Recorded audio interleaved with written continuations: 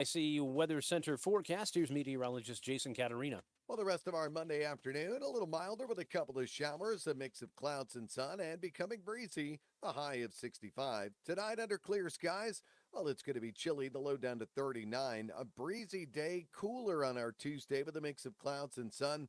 That high 57 will feel quite cool with that busy west-northwest wind cranking along at 10 to 20 miles an hour. Then Wednesday, it'll be breezy, still cool with partly sunny skies, that high of 55. Likely to feel like it's more in the upper 40s throughout much of the day. Plenty of sunshine Thursday, still cool, the high of 58. Lots of sun Friday, milder with the high moving up to 65. Then a beautiful fall weekend, sunny, nice and warm Saturday, the high of 72. Sunny and pleasantly warm again on Sunday, the high back to 72.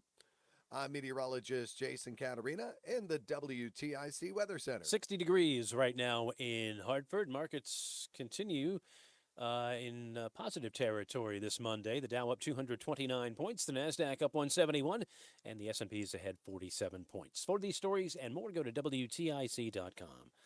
I'm John Silva, WTIC 1080 News. Paid for by GLI LLC. This is an important message for anyone who's on Medicaid and needs home care. Did you know that a family member, close friend, or even a neighbor can get paid to be your caregiver in the comfort of your own home? That's right. If you're on Medicaid, your child, grandchild, friend, or someone else you know and trust can be paid per hour to be your caregiver through a Medicaid-funded program. Just call 800-606-4420, and SilverCare will help you hire the loved one you choose to be your caregiver. SilverCare is based right here in Connecticut. As your neighbor, nobody cares more than SilverCare about getting your caregiver paid the best rates on time. If you're on Medicaid, this service is absolutely free for you. Just call 800-606-4420 right now. Get the home care you need from a loved one or known friend, and they can get paid to help you at home. Just call 800-606-4420. This service is absolutely free to you, and your relative or friend gets paid to be a caregiver. Just call 800-606-4420. 800-606-4420. 800-606-4420. I'm an elder. One minute. Alair. Our greatest reward is happy clients telling us that they're very thankful for our help. Hi, I'm Kate from Farmington. When I called Alair Elder Law, I didn't know exactly what I was looking for, but I knew I needed help. Alair Elder Law helped me find my way.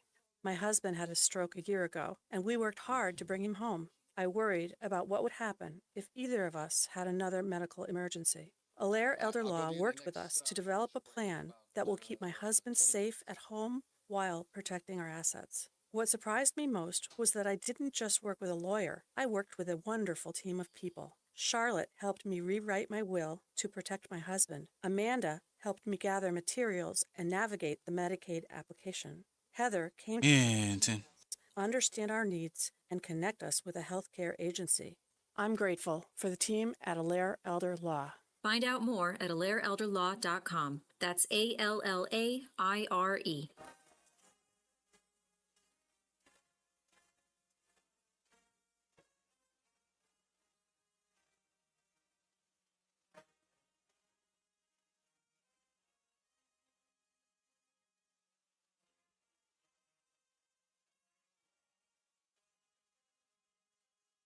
This is Reese on the Radio, filling in for Todd Feinberg on WTIC News Talk 1080. Well, just speaking as someone who does not identify as a man, is really a tale of two types of masculinity. What you see on one side is this toxic masculinity that is very much about patriarchal. It's about bullying. It's about locker room talk. It's about bravado. You know, Donald Trump is poking out his chest, claiming that he's just going to take care of the little women and they all need to stay at home and none of them should have cats and they should just have kids, right?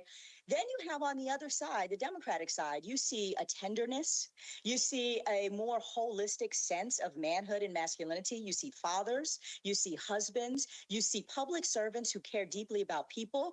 Folks who are tough. Obviously, you know, Coach Walsh is also a veteran, right? He's also a coach, but he's a human. And when you look at Barack Obama, you see the multifacetedness of masculinity and some of the tenderness as well. And I think that that's what voters are actually watching play out in front of them.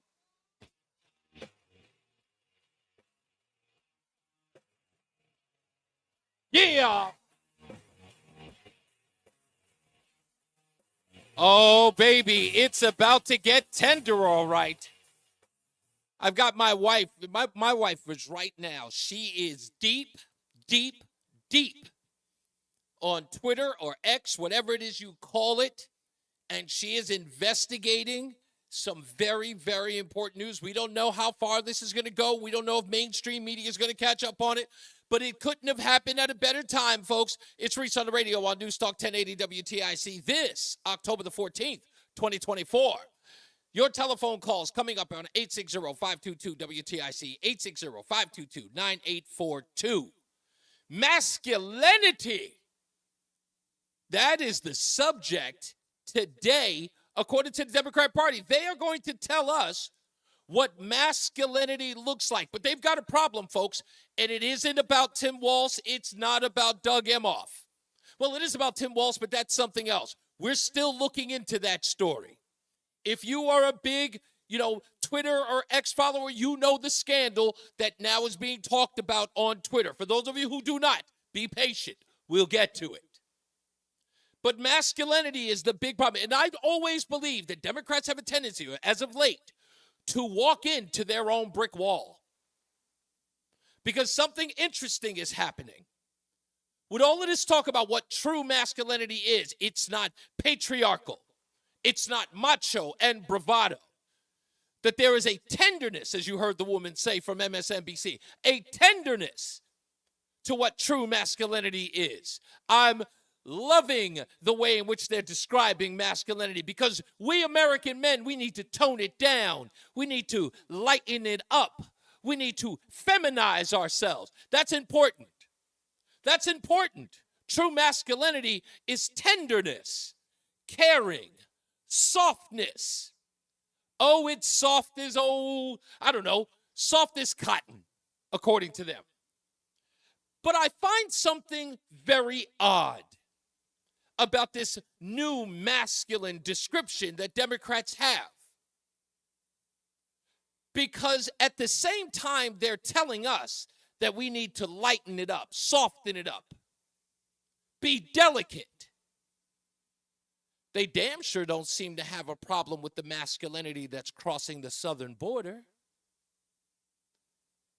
They damn sure don't have a problem with that. It's interesting that we as men, gun-toting, beer-drinking, joshing around with our friends, they call it bullying. We call it, crap-talking. The dozens. Ribbing. They call it bullying. With all of those things that they're talking about that we need to tone down, we're sitting idly by as military men, military-aged men come across the southern border and attack the women of this country and go after the weakest and the most vulnerable in these communities.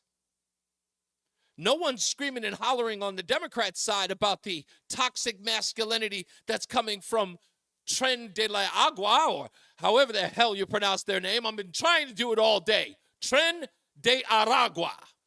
Nobody's talking about the toxic masculinity of them. Those guys are walking through apartment hallways with AK-47s. I don't hear anybody screaming, look at them in their tight jeans. They look so delicate.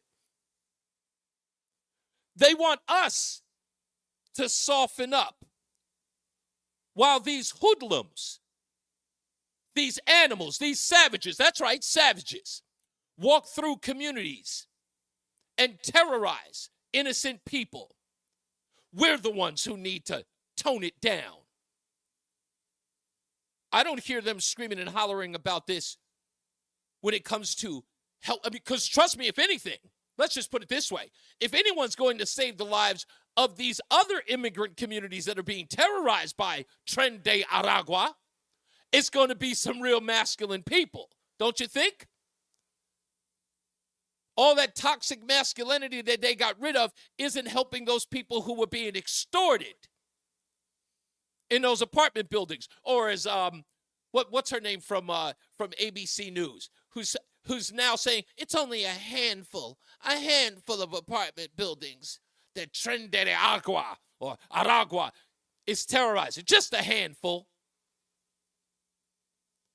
I find it very strange. Now, I know no real man is listening to what Democrats think of toxic masculinity. It's so odd that at the same time they're talking about all this, they're complaining that they're losing men. Scott Jennings from CNN said it best. It's their own undoing. The front page of the New York Times this morning, Democrats struggling with African-American voters, particularly African-American men. This gender gap issue is real. It's a real problem, and you see the Democrats reacting to it. And I think what they are now finally in October of the election coming to realize is that a lot of men think Democrats care more about dudes who want to become women than dudes who just want to be dudes. Well, and no hunting, cosplay, or cringy videos is going to change it. The bet is made. That's right. And you hear them getting all up in arms when he said it, that they care more about men being women than they did about men being men. And they were about to go, oh, don't bring that up. Why? Why not? Didn't this administration change Title IX to include transgender men? Didn't this administration fight tooth and nail to ensure that men could swim in women's leagues in the NCAA? Yes, they did. Wasn't it this administration and the administration twice before it in the Obama administration? Didn't they historically put a non-gender or transgender bathroom in the White House, promoting it? It was. It spent 12 of the last 16 years demonizing men. In fact, I'll go so far as to say they've been demonizing men since the 60s, a la Gloria Steinem. And now they're concerned that all of their efforts have come down to, holy crap, we've got to get men. I'll get into Kamala Harris's new deal with black men in order to get them to come to her aid. Apparently, free loans of up to $20,000. If you haven't heard about it, we'll talk about it later. They are desperate for men. What happened? Did they really think that women were going to rule the roost so much that you didn't need us?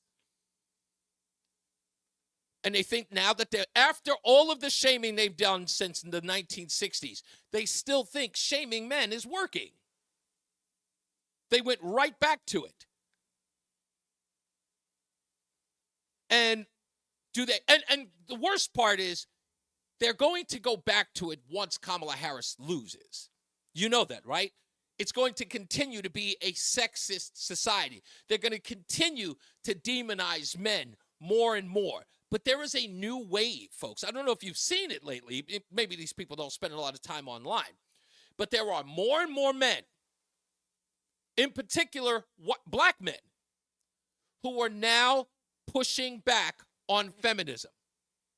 It's gotten so bad. You remember when people used to laud being liberal? Now they hide it. Well, we're not that liberal. We're moderate. They hide from it. They're running from it. It's the same thing happening with feminism. You notice, where are all the feminists at?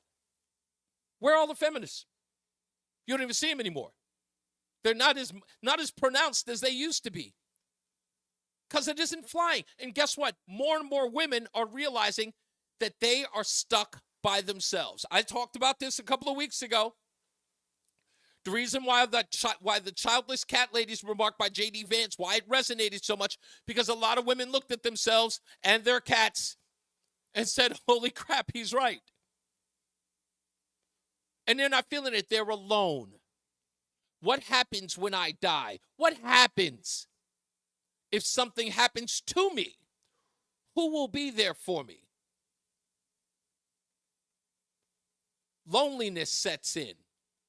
And when they do go out there and they start meeting men and they come on their first date, they go to their first date, and the guy walking in is wearing a blouse with a skirt, talking about how in touch he is with his femininity, women run for the hills. That's over. Masculinity is back, and boy, is it coming in like a thief in the night. It's insane what these people are arguing about. In one breath, demonizing us, and at the other side, begging for us to join. How much abuse could you possibly expect us to take? Let's go to the phones, 860-522-WTIC. Doc's in Harwington. How are we doing, Doc? Doc, are you there? Sounds like you're in a warehouse. Let's get Doc afterwards. Tim is in Broadbrook. How are you doing, Tim? Hello. Can you hear me? Much better, sir. How are you? Hello. How are you doing, Tim? I'm doing good. Tim, you're going to have to cut that off. You're listening to my reverb, not me. You there? All right. Yes, I am. Okay. What do you got for me, sir? 1975, I remember the turn in the state of Connecticut where they started telling women, get rid of the bum. We'll be your daddy, the government. The state of Connecticut will be your daddy. Get rid of it. Let's destroy that center of life, the family unit. Let's do this right away. It took them a long time to get around to it, but they did. And now the kids are acting up, and the kids of the kids are acting up, and they can't figure out what's wrong. Well, what's wrong is the kids are angry. They're angry that you took their father out of the household, that there's no such thing as an extended family anymore. Mm-hmm. And who do they look to for guidance? They look to rap stars, P. Diddy, all these crazy, icons like LeBron James. I mean, who in their right mind would think that's a good idea? You know who? Those Democrats. You know what's crazy, Tim? Democrats anymore. What's crazy is that here LeBron is a perfect example of what we're talking about here. Here's LeBron with an intact family telling other kids that their family, their shattered family, is nothing to be ashamed of. If not, it's okay that you don't have a father in your life. I understand he was brought up with just his mother, but he's secured the fact that, he's secured in his life that his kids grew up with a mother and father. You know what I mean? And to see these people promoting these lifestyles that they would never push for themselves while telling the rest of us that we are much more progressive than you are. I'm like, well, if you're so progressive, why don't you just separate your family as well? Why don't you live like the people you're telling are okay to live that way? And they never do. Yeah, no, you don't understand. Well, make me understand. Right. Explain it to me. I don't care if you want to mansplain it to me. This lady said one time I was trying to explain to a wire fence. Goes, oh, I don't like the way you mansplain to me. I said, listen, you're more of a man than I am at this point because that mustache is getting grown and kind of thick.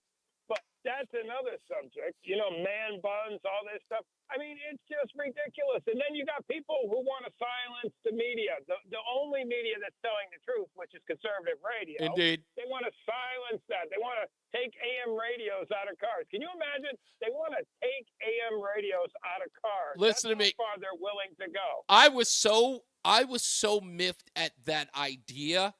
I wasn't even afraid because in my heart of hearts, I don't care how advanced our society gets. AM radio is, for me, society is lost once that's done. Once we get rid of that, what's the use? Once we get rid of radio, that's it. That's to me would be the last straw. Bob Steele, remember he used to have the word of the day? Yep. Douchebag. Douchebag. Get out of here, Tim. I got to go, buddy. Thank you. Steve is in Andover. How you doing, Steve? Good afternoon, Reese. Hey, so just to quote a little movie line here. Yeah. Remember in Heartbreak Ridge, where the crazy major there is making fun of Clint Eastwood and says something about to the effect, they should put you into a glass fixture that has a sign that says break only in time of war. Right. And that's really what a lot of this comes down to. Like, yep. The warrior class mentality, people who are willing and able to go to war, protect their country, who are raised properly, all that kind of stuff, they don't want that anymore. And you're right. You said it's coming back. I'm going to say it really never left. It just dwindled. Right. And it was overshadowed by all this nonsensical crap. Yep. But those are really what they're afraid of, because if that warrior class leaves with their Second Amendment and their 3 trillion rounds of ammunition, then it'll be very easy for them to overrun a stoned, drunk, gambling society. Yep. Which they are creating. You know what I mean? Yep. So that all this goes along with this whole medicated thing that we can go off on another tangent sometime. But that whole group, and I like to sort of include myself in there, that's willing to do all this stuff and fight and protect. They don't want that.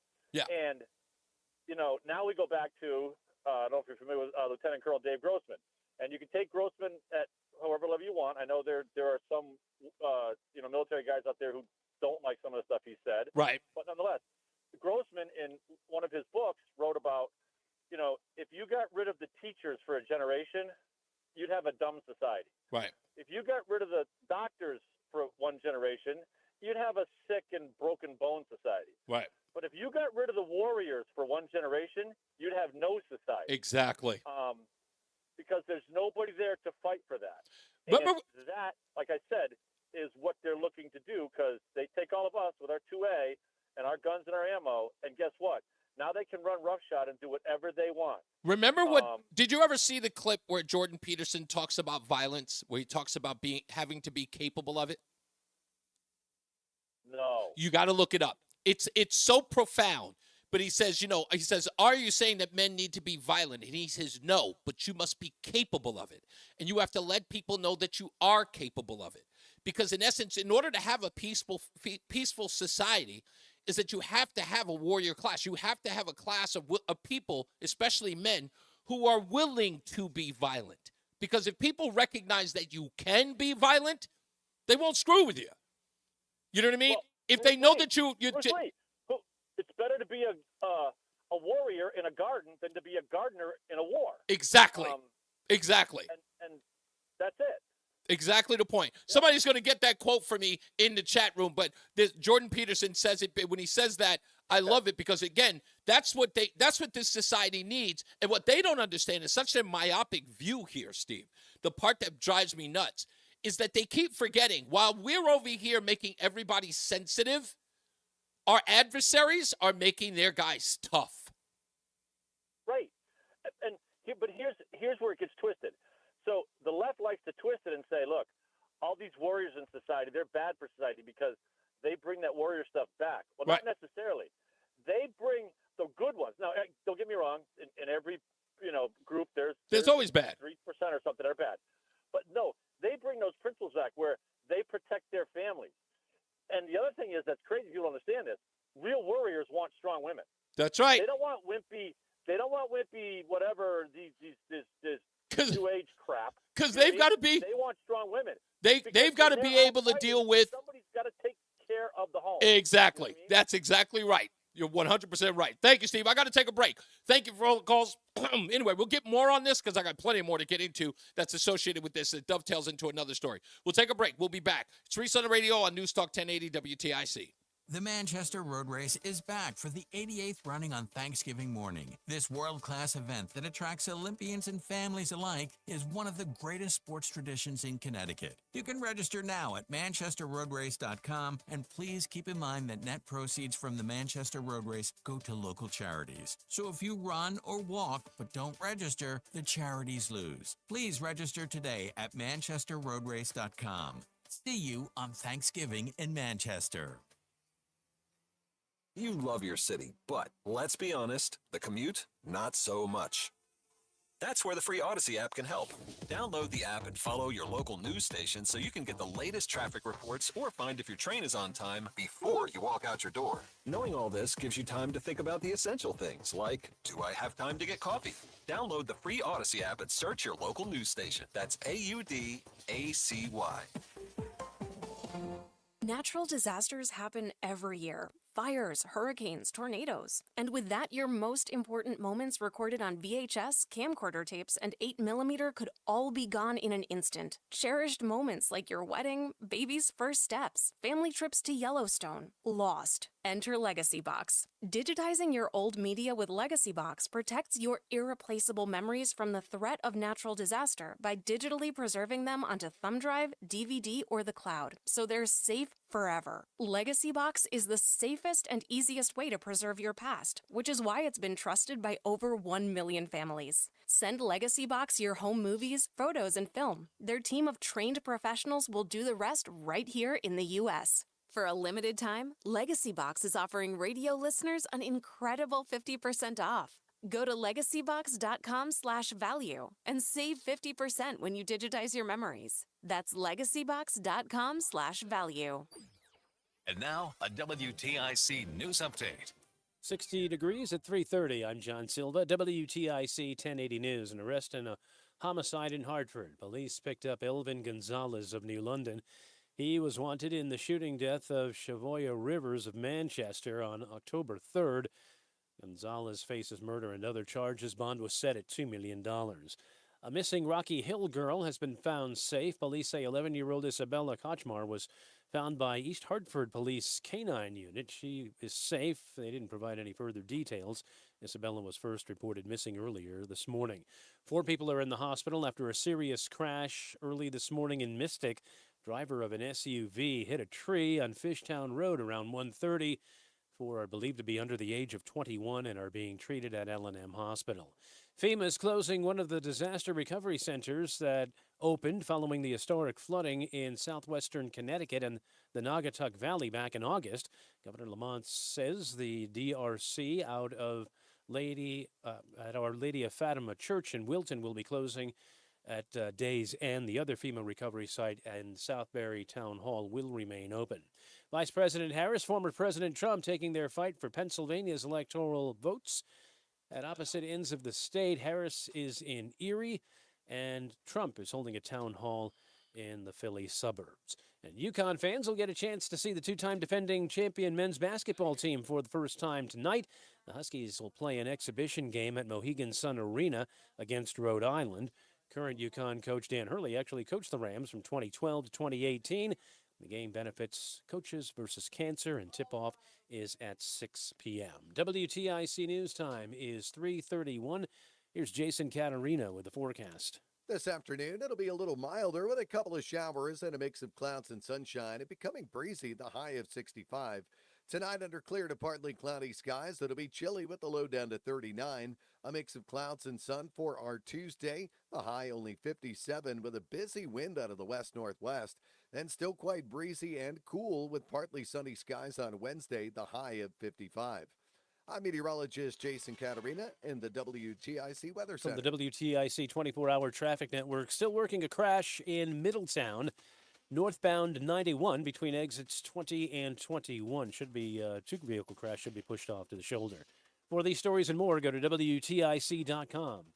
I'm John Silva, WTIC 1080 News. Experience relief from oral inflammation and infection at Columbia Dental. Led by Dr. Mohammadi, our practice operates 7 days a week with extended hours, dedicated to restoring peace and comfort to your smile. Visit ColumbiaDental.com. Hi, Joel Johnson here with Johnson Brunetti. Hey, retirement income. Are you sure that you're maximizing your retirement income? Get the retirement income checklist from us, absolutely free. Text the word checklist to 1-800-705-1232.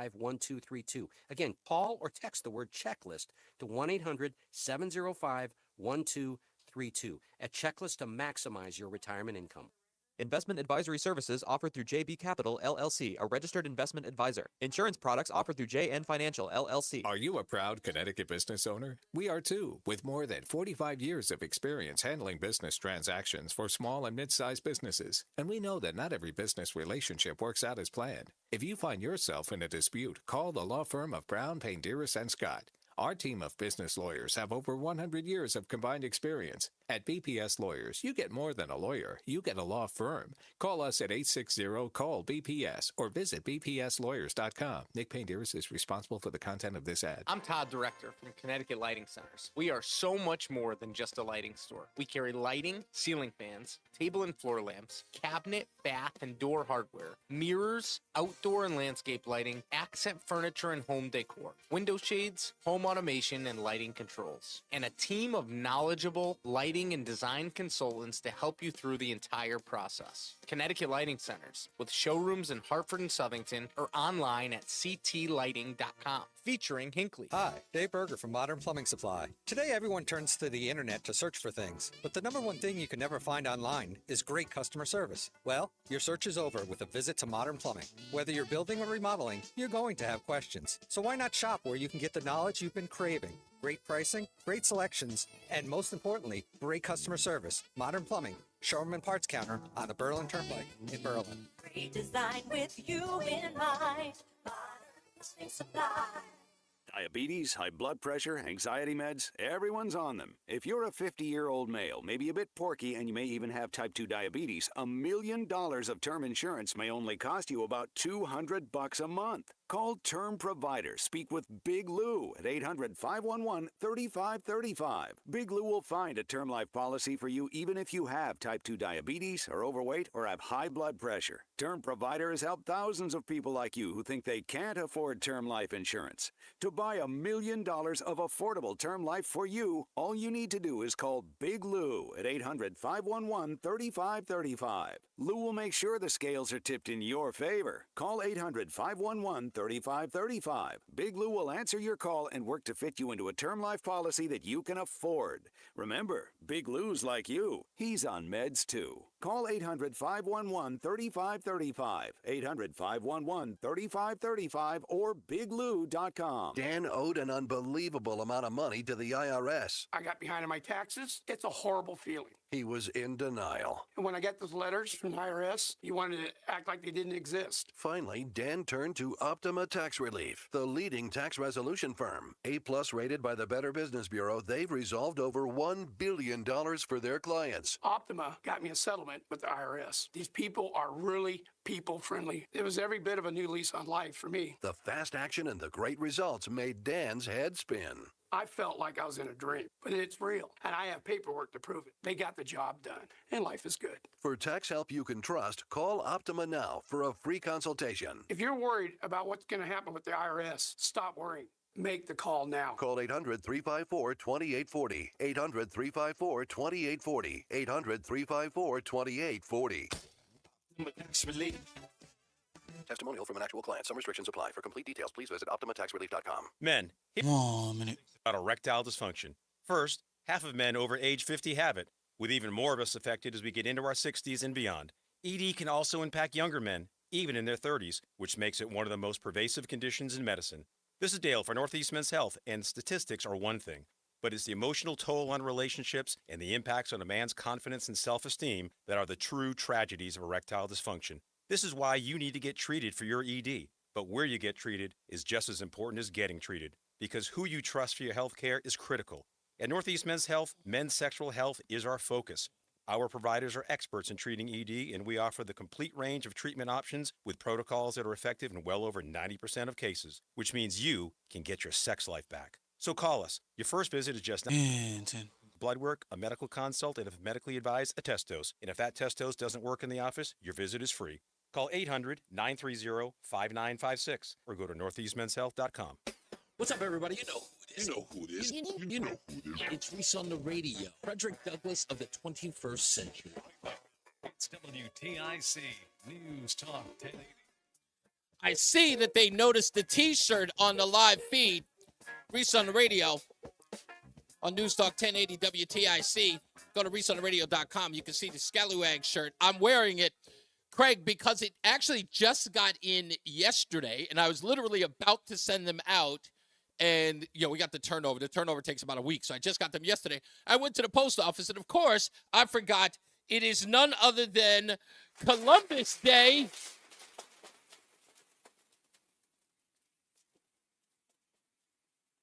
I don't know anything about Indigenous Peoples Day. I'm not positive. I'm almost certain that was Thanksgiving. I think that was that ought to tick off Black Lives Matter and my wife. Anyway, get on the phones, 860-522-WTIC. I want to play this first before I go to Dolly in the chat room. On the phones. Give me a second here. I want to play this clip.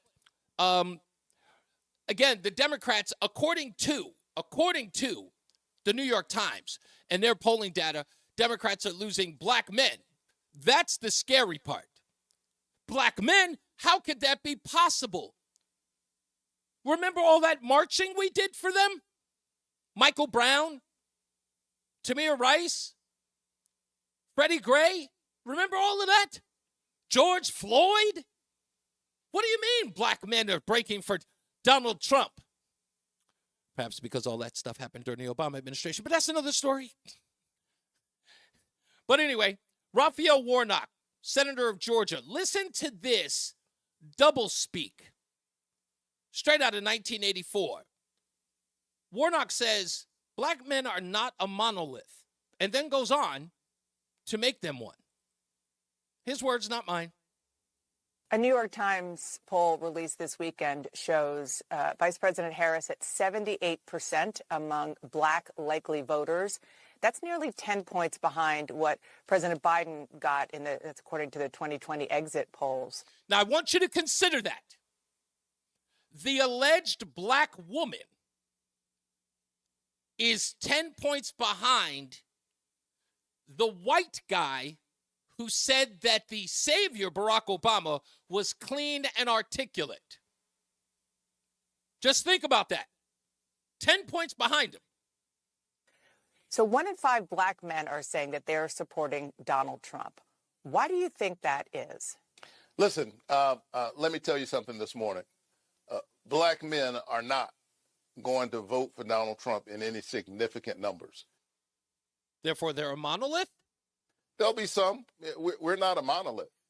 But as black folk in general and black men in particular consider who Donald Trump is. So they are a monolith. As they consider the fact that this is the man who literally took out a full-page ad in the New York Times saying that these young teenagers back in the 1980s who were accused of a horrific crime. You mean admitted to it? Should receive the death penalty. And because they admitted to it. Then when it was proven that the exonerated 5, the Central Park 5, were actually innocent, Donald Trump has shown no deal of concern about what they went through, no bit of contrition about it. Neither did you, sir. He's doubled down on his position. This is who he is.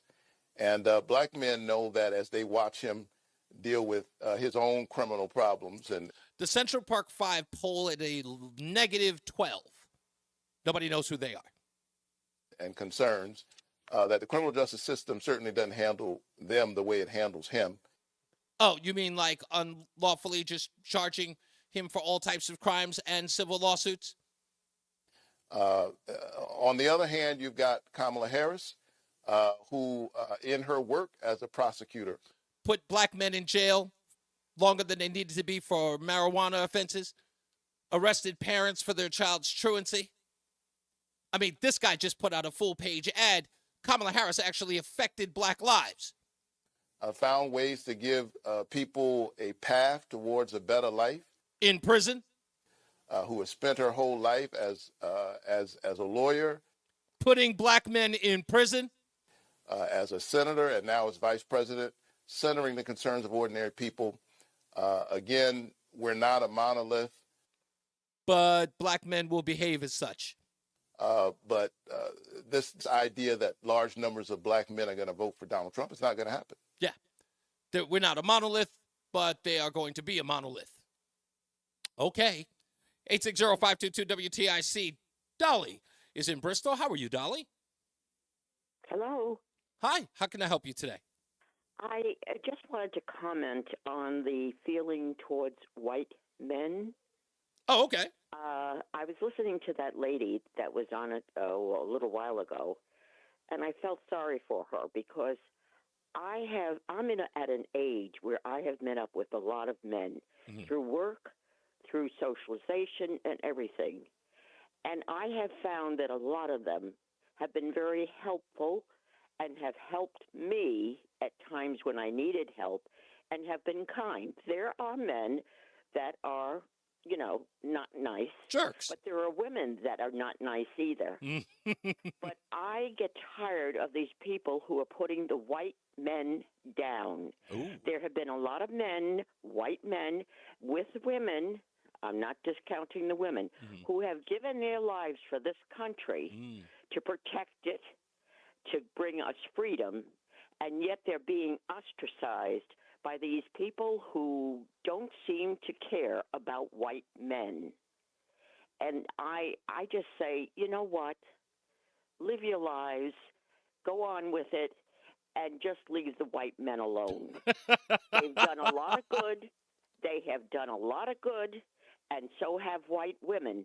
But it's these, it just irritates me every time I hear it. I have had white men in my life, in my families, and I'm tired of hearing them being put down. It is. I understand where you're going here, because again, it can be nauseating. You can do the what ifs about it. Like if you were to say these things about another group of people, you would immediately be ostracized. But the scary part is the normalization of castigating someone based upon their skin only if they are white. In essence, when we know that even saying what you just said, I'll put it to you like this, Dolly. What you just said is that you're sick and tired of people putting white men down. Immediately, your detractors would say, well, white men have been lifted up through centuries. And I would go, well, what the hell's that got to do with today? It at no point anyone should be put down for the color of their skin. I would ask them, if you ever got the chance, the first thing I would do, if anybody pushed back on you for what you just said, I would ask them, tell me why it isn't okay to talk about anyone in a positive way based upon the color of their skin. Explain to me why it's not okay to say that white men have been good for this country, who have fought in wars and protected the freedoms of this country. Why is that bad? And I bet you they couldn't answer you. You know, can I say something else? Because you brought something to my mind. Yes, ma'am. I was brought up to respect people of all colors. I could tell you a couple of stories, but I won't take the time. No problem. But I was brought up to respect people of all colors. Right. And that included men of all colors. I grew up in places where there were all kinds of people, all religions, all nationalities. So to separate just one group from another is outrageous. It is. And it's just tiring. And I know. It's nonsense. I'll tell you why. I understand that, I tell people why care. These people are obviously ignorant, and in many cases, they're extremely racist. I mean, that's what they are. They're racist. They're bigots. But I would like to give you, if I'd like to share something with you that will help you with all of this. What these people are looking for, they're not looking to irritate you. What they're doing is looking to bolster their own identity or their own relevance in that debate, right? So what they wish to do, if they're white and they're castigating white people, is to show everyone, see, I'm better than you, or I care. If they are people of color who are castigating white people, it's sort of asking you to cede the moral high ground. I have the moral high ground because I never got the privilege of being white. It's always about bolstering themselves. It's more to do with self-esteem than it has to do with tearing down another race. They already see themselves as lesser, and that's a you problem, as I say to them. They already see themselves as beneath, and they need something to prop themselves up. Think about it in this way, Dolly. What do they say about bullies? They say that bullies go after the weak because deep down they have their own pain. It's the same thing with these people. They are cultural, racial bullies. They are going after a particular race to make themselves feel whole because they are the ones that are in pain. You know what I have always believed, and I was taught this as a young child. I was taught that we are all God's children. And who am I to say that one race or one color or whatever is, beneath us? Right. No. God created all of us. And he created, if we were all created the same look, the same way of speaking and everything, right, this would be really, really boring. But you know what? I love to see the mixture. I love to see the different, nationalities. I'd love to see the different colors. I was taught as a young person Mm-hmm. to respect people. I wasn't taught, well, only respect this color or only respect that color. Dolly, let me tell you what's I happening. think it's about time we started thinking about it and stop this nonsense of dividing us. I'll tell you what, you said something very, very impactful there. You said that God made us all the same. The interesting part about what you said is that is the reason why you see people as people, is because God made us all the same. If you talk to any one of those people and how they feel about God, there is no God in their lives. So without God, they can see people in the way in which they do, based upon their race, based upon their class. That's the reason why they see it that way, because they have to remove God from them. Because if God was in their life, they know exactly what God would tell them, exactly as he told you. Thank you, Dolly, for the call. I appreciate it. Let's take another break. We'll be back. More news, more views. We have a guest today. I'll tell you about it when we come back. It's Reese on the Radio on News Talk 1080 WTIC. I'm elder law attorney Haley O'Lear. Our greatest reward is happy clients telling us that they're very thankful for our help. Hi, I'm Kate from Farmington. My husband had a stroke a year ago. I worked with a wonderful team of people that helped me rewrite my will and navigate the Medicaid application. They even came to our home to meet us, understand our needs, and connect us with a healthcare agency. Find out more at AlairElderLaw.com. That's ALLAIRE. Did you know that 9 out of 10 customers would recommend AAA insurance to a friend? 9 out of 10. 9 out of 10 people don't even like Philly cheesesteaks. More loved than the most loved sandwich in the city of brotherly love? Does that make us siblings? Well, we do treat our customers like family. Legendary service and superior coverage from AAA Insurance. Something 9 out of 10 people would recommend. Find out why at AAA.com/insurance and get a quote. Based on a 2023 customer survey. Insurance provided by CSAA Insurance Exchange. When you're hiring for your business, ZipRecruiter's powerful matching technology makes finding qualified candidates for your job easy. This made us wonder, what if the rest of the world was as easy as ZipRecruiter? Math problems wouldn't be so problematic. Equals 42. Escape rooms? Elementary. And summiting Everest would be a walk in the park. In the meantime, if you want to make your hiring easier, use ZipRecruiter. And right now, you can try it for free at ZipRecruiter.com/radio. In fact, 4 out of 5 employers who post on ZipRecruiter get a quality candidate within the first day. Simple. So, see what the world is like when ZipRecruiter does the hard work of hiring for you. Just go to ZipRecruiter.com/radio to try ZipRecruiter for free. Once again, that's ZipRecruiter.com/radio. ZipRecruiter.com/radio. Prescriptions require an online consultation with a healthcare provider who will determine if appropriate. For details and important safety information, subscription required. Price varies based on product and subscription plan. Hi, I'm Dr. Peter Stahl, board-certified urologist and senior vice president of men's sexual health at HIMSS. In my 12 years of practice as a reproductive urologist, I've helped many guys with ED, and it has never been more convenient to treat than it is right now, thanks to HIMSS. It really wasn't easy before. You had to take time out of your day, come to a physical office, and see a specialist like me in person. Now, through HIMSS.com, you can get world-class sexual health care and a full range of treatment options for ED through a 100% online process. It starts with a free assessment from a medical provider licensed in your state who can determine if ED treatment is right for you. If prescribed, your medication is shipped to you for free. So don't wait. Join the hundreds of thousands of guys who've gotten help for their ED through HIMSS. To start your free online ED treatment at up to 95% off brand name prices, go to hims.com/joy. That's hims.com/joy for your free online visit. You're listening to Reese on the Radio, filling in today for Todd Feinberg on WTIC News Talk 1080. Stay locked in. Reese on the Radio is on WTIC News Talk 1080. Okay, the rumors are true. It is a fact. We have more must-see TV happening on Wednesday.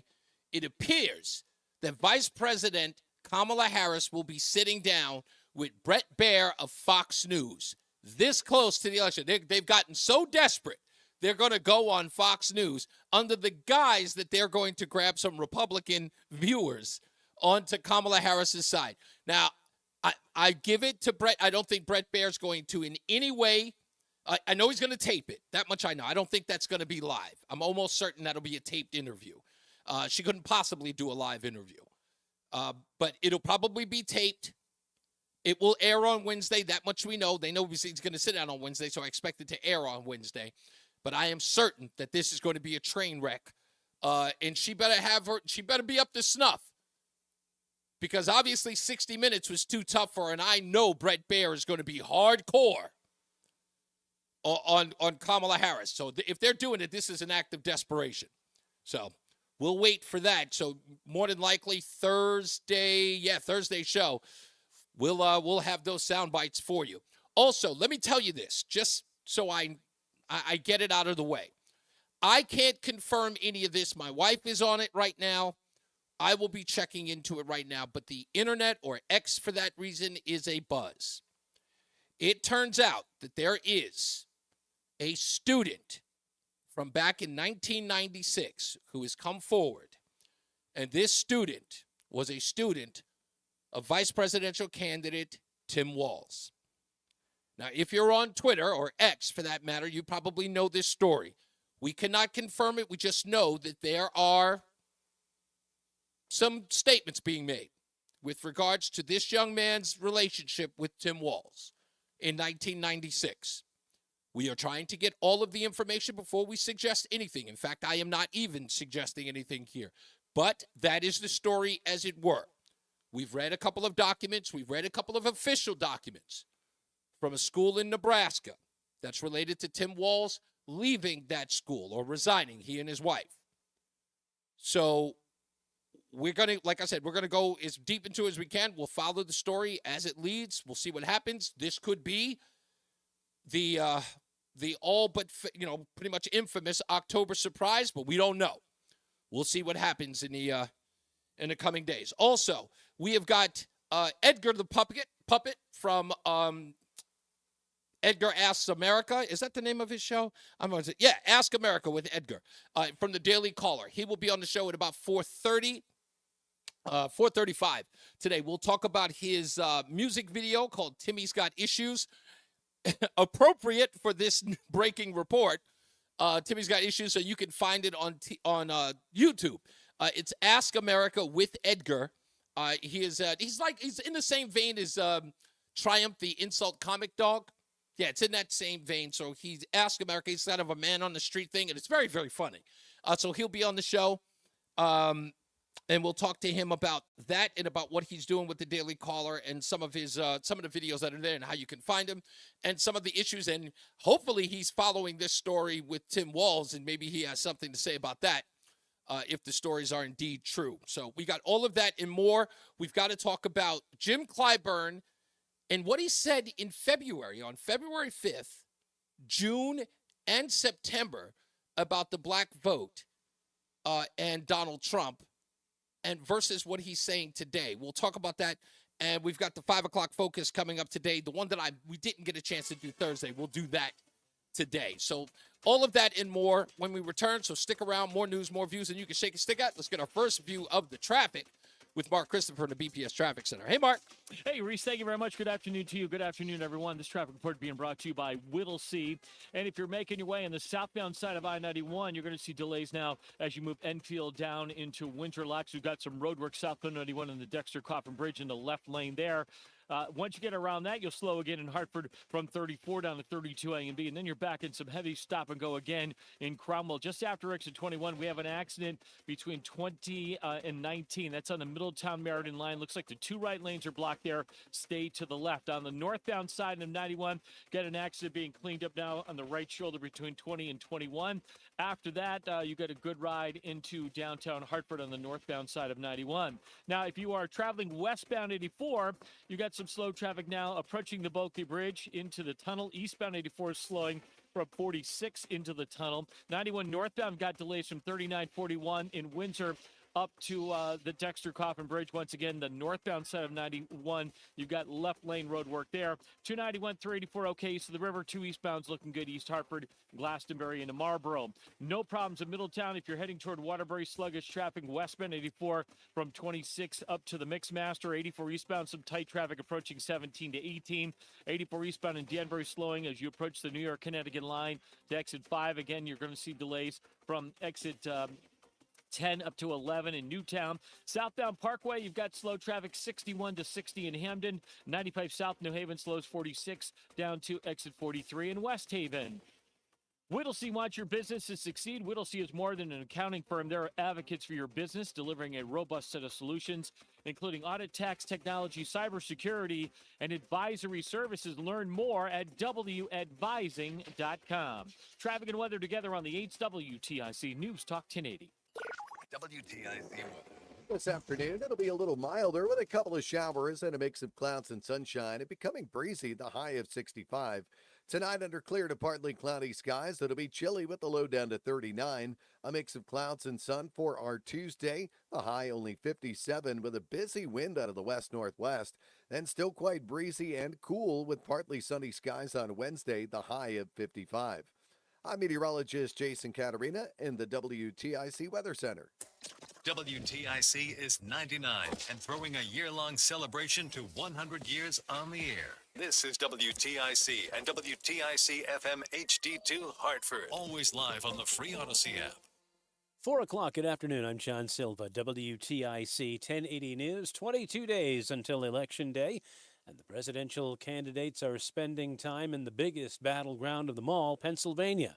Correspondent Scott McFarland on Vice President Harris's strategy. She's released a comprehensive set of policies and priorities, she says, for young black voters. Things to help with economic opportunity, education opportunity, things that may appeal to a cross-section of voters she needs to make inroads with. Former President Trump continuing to play up immigration in Philly. Now, while this town hall tonight has been billed to focus on the economy and inflation, really in the last couple weeks, days, he has made the home stretch message one of anti-immigration, really using fear-based rhetoric to paint a picture of what the nation would look like under Kamala Harris. He says the whole country would be a migrant camp. It's correspondent Libby Caffey with the former president. A new London man faces charges in connection with a homicide earlier this year in Hartford. Here's WTIC's Morgan Cunningham. Hartford police are charging 43-year-old Elvin Gonzalez in connection with the October 3rd shooting earlier this month that claimed the life of Shavoya Rivers from Manchester. Police say that they responded to the area of 5 Florence Street around 1:15 that Thursday afternoon, where Rivers was found unresponsive. He was later pronounced dead at St. Francis Hospital. Gonzalez is being charged with murder and first-degree criminal attempt to commit assault. He's being held on a $2 million bond. Morgan Cunningham, WTIC 1080 News. Police in New Haven have arrested a man wanted in the assault of a jogger just over a year ago. They say 25-year-old Cristiano Cruzado may be linked to an incident that took place years before as well. Police say the victim in the assault last October 12th was jogging in the area of Yale and Edgewood Avenues when she was struck in the face by a man brandishing a firearm who attempted to force her into a wooded area before she escaped. The suspect fled off into Edgewood Park. Cruzado was arrested on Friday on a host of charges, including assault, reckless endangerment, and breach of peace. He's also been implicated in a 2018 case in which a female was assaulted at Chapel Street and Yale Avenue by a man with a knife. He is scheduled to be arraigned tomorrow. As the Southeast continues its recovery from Hurricanes Helene and Milton, FEMA personnel have been threatened with violence. I'm Jim Crisula, North Carolina. A 44-year-old man identified as William Jacob Parsons of Bostic, North Carolina, has been arrested and charged with making threats against FEMA. The Rutherford County, North Carolina Sheriff's Department got a report of a man armed with a handgun and rifle threatening FEMA personnel after the flooding disaster of Hurricane Helene in Lake Lure and Chimney Rock, North Carolina. Nearly half of the more than 2,300 claimants in the crumbling foundation crisis in Connecticut have received financial assistance from the company born out of that disaster nearly a decade ago. CIFSIC, the Connecticut Foundation Solutions Indemnity Company, has paid out over $156 million thus far. The mineral peritite infected the concrete, resulting in repairs in the tens and, in some cases, hundreds of thousands of dollars. CIFSIC Superintendent Mike McGlarris says those whose homes were impacted needed a lifeline. They apply and had to have a claim paid, and it is rejected because the crumbling foundation is not covered under a standard homeowners insurance policy. Senator Richard Blumenthal says he's deeply concerned about the possible expansion of the war in the Middle East, but he's also hopeful about the progress of diplomacy. He met last week with Israeli Prime Minister Netanyahu during a trip to Israel, Saudi Arabia, and the United Arab Emirates. Blumenthal says he believes anti-missile system being given by the U.S. to Israel will act as a deterrent. The sending of this air defense system ought to be viewed as a commitment to defense of Israel, to deter Iran from widening the war. And I think that ought to continue to be the goal of United States diplomacy. Closing bell report sponsored by Bouvier Insurance. Dow up 201 points, NASDAQ up 159, S&P up 44. For these stories and more, go to WTIC.com. I'm John Silva, WTIC 1080 News. Buying or selling a home is a big deal, literally. It's one of the largest financial transactions you're likely to make. So work with someone who will work with your best interests in mind. Someone who agrees to operate with transparency, honesty, and fairness every step of the way. Realtors are members of the National Association of Realtors and are bound by a strict code of ethics that requires they put your interests above their own. Because that's 30 seconds. Who we are. Make sure your agent is a realtor.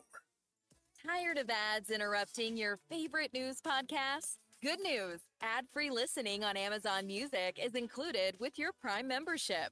Stay up to date on everything newsworthy with podcasts like The Daily, Up First, and Things Uninterrupted at Amazon.com/ad-free. Just head to Amazon.com/ad-free to catch up on the latest episodes without the ads. You're listening to Reese on the Radio, filling in today for Todd Feinberg on WTIC News Talk 1080. Plenty of news and plenty of views to get into this hour. And, of course, our guest, who will be Edgar from Ask America with Edgar from the Daily Caller. We'll talk about his song, Timmy's Got Issues, and so much more. And you do know that it is this time for, where are you? This could very well be the stupidest person on the face of the earth. Do I look that stupid? Yes, you do. Stupidest thing I read today, you got to check this out. With everything we've heard in the news media in describing MAGA, Republicans, yeah, even Republicans, and Donald Trump, the news media seems to be up in arms about a word that Donald Trump used at a fundraiser to describe Kamala Harris. In fact, the headline says, Trump uses shocking slur against Kamala Harris, which of course is nothing more than clickbait. And then you open it up and you find out what the word is. I won't tell you what the word is. You've got to read it yourself by going to ReeseOnTheRadio.com. It's ReeseOnTheRadio.com. Just look up the post, stupidest thing I've read today. It just went live 7 minutes ago. You can read it yourself. They're concerned about this word that Donald Trump used to describe Kamala Harris with all the things that he's been described as. It's the biggest nothing burger. It's the reason why I didn't really have any traction. But it's, I don't know, it's just, as soon as I saw it, I went, shocking? And immediately I went, no, he wouldn't have called her that, would he? It's either one of two if it's going to be shocking. But the word is, it's always been controversial. I'll give you a hint. Tropic thunder. Let's get to another check of the traffic with BPS Traffic Center, Mark Christopher. Mark Christopher, you saw Tropic Thunder, right? No. No way. No. Robert Downey Jr.? Nope. Tom Cruise? I mean, Nope. totally both of these guys are unrecognizable in this movie. Really? Oh, my goodness. First of all, you have to really look to notice that Tom Cruise's character is Tom Cruise. Okay. And Robert Downey Jr. is a black man in Tropic Thunder. That could get him in trouble. No, it would. No. Trust No? me. It came out in 2008, same year as the first Iron Man. You've got to see it. I cannot believe you've never seen this. Come on, man. Busted nut bars and booty juice. That's all I can say. You have to listen. Now you have to see it. Now you got to see it. All right. Homework for Mark Christopher to BPS Traffic Center. Tropic Thunder. Tropic Thunder. Okay. Yes. All right. I'm sorry. The whole world is now Except saying for me. Mark hasn't seen that. Except for me, I'm the only one that's left, so I'll try to. Okay, well, dig that I'm not bashing you. I just can't no, believe you it. can. I don't care. I mean, I just don't watch a lot of movies. Is that what it is? I really don't. I don't watch. I watch sports. That's all I watch on television, and Yeah. like, Okay. that's Well, all I do. trust me, this will be worth it. Watch it. Okay, I'm just a creature of habit. What can I say? Hey, Reese, if you're heading southbound 91 coming into the East Windsor area, we're looking at delays now approaching 45 down to the Dexter Coffin Bridge, left lane road work there. And on the northbound side, That movie was so inappropriate. Every part in of Windsor up to the Dexter Coffin Bridge. Once again, left lane is out there. If you're heading southbound 91 into Hartford, delays 33 down to 32A and B. I screwed up my And then you're going to slow again as you move down into Cromwell. We have an accident between 20 and 19 on the Cromwell, I should say on the Middletown Meriden line. And that is taking up the two right lanes. Delays are almost back to exit 21 behind that. Northbound 91 moving well, Cromwell through downtown up into Windsor. Westbound 84 is slowing, approaching 56 out to 45 Flatbush Avenue. 84 eastbound tied up about a half mile before 46 an Avenue down to the Bulkley Bridge. Looks good, 291 through 84. 2 eastbound's okay, Glastonbury into Marlboro. Quiet Middletown, 84 eastbound in Waterbury slowing 17 to 18. Westbound 84 is tied up 26 in Cheshire up to the Mixmaster. If you're traveling 84 eastbound, look for slow traffic. New York, Connecticut line to 5. In Danbury, again, delays 8, and it's sluggish pretty much right up to exit 11 in Newtown. Southbound Parkway, you've got slow traffic 62 down to the West Rock Tunnel, and 95 southbound delays 46 to 43 in West Haven. Traffic and weather together on the 8th WTIC News Talk Craig, 1080. stop it. WTIC weather. As we head through tonight, clear to partly cloudy. It's going to be chilly. The low down to 39. A breezy and cool day with a mix of clouds and sun for Tuesday. That high of 57. Going to feel quite cool with a busy west-northwest wind, 10 to 20 miles an hour throughout the day. Still breezy and cool Wednesday. The high 55. The northwest wind still at 10 to 20 miles an hour. Little milder and a little less windy Thursday with plenty of sun. The high 58. Plenty of sun again on Friday with the high of 65. Currently, it's 64 in Bristol, 60 in Danbury, Bridgeport at 66, and Hartford at 61.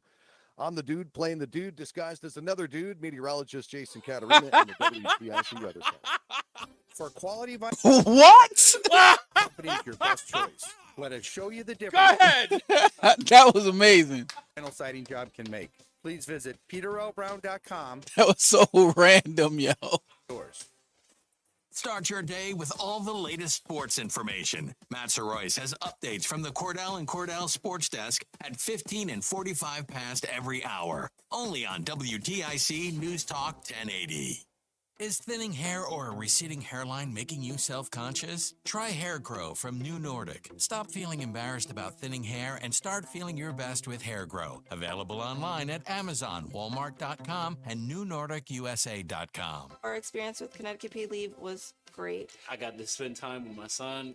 I loved it. Connecticut Paid Leave provides income replacement for eligible workers when they take time away from work for qualifying health or family reasons. They just said, fight your fight and don't worry about everything that needs to happen. Most employers with one or more workers in Connecticut are covered under Connecticut Paid Leave.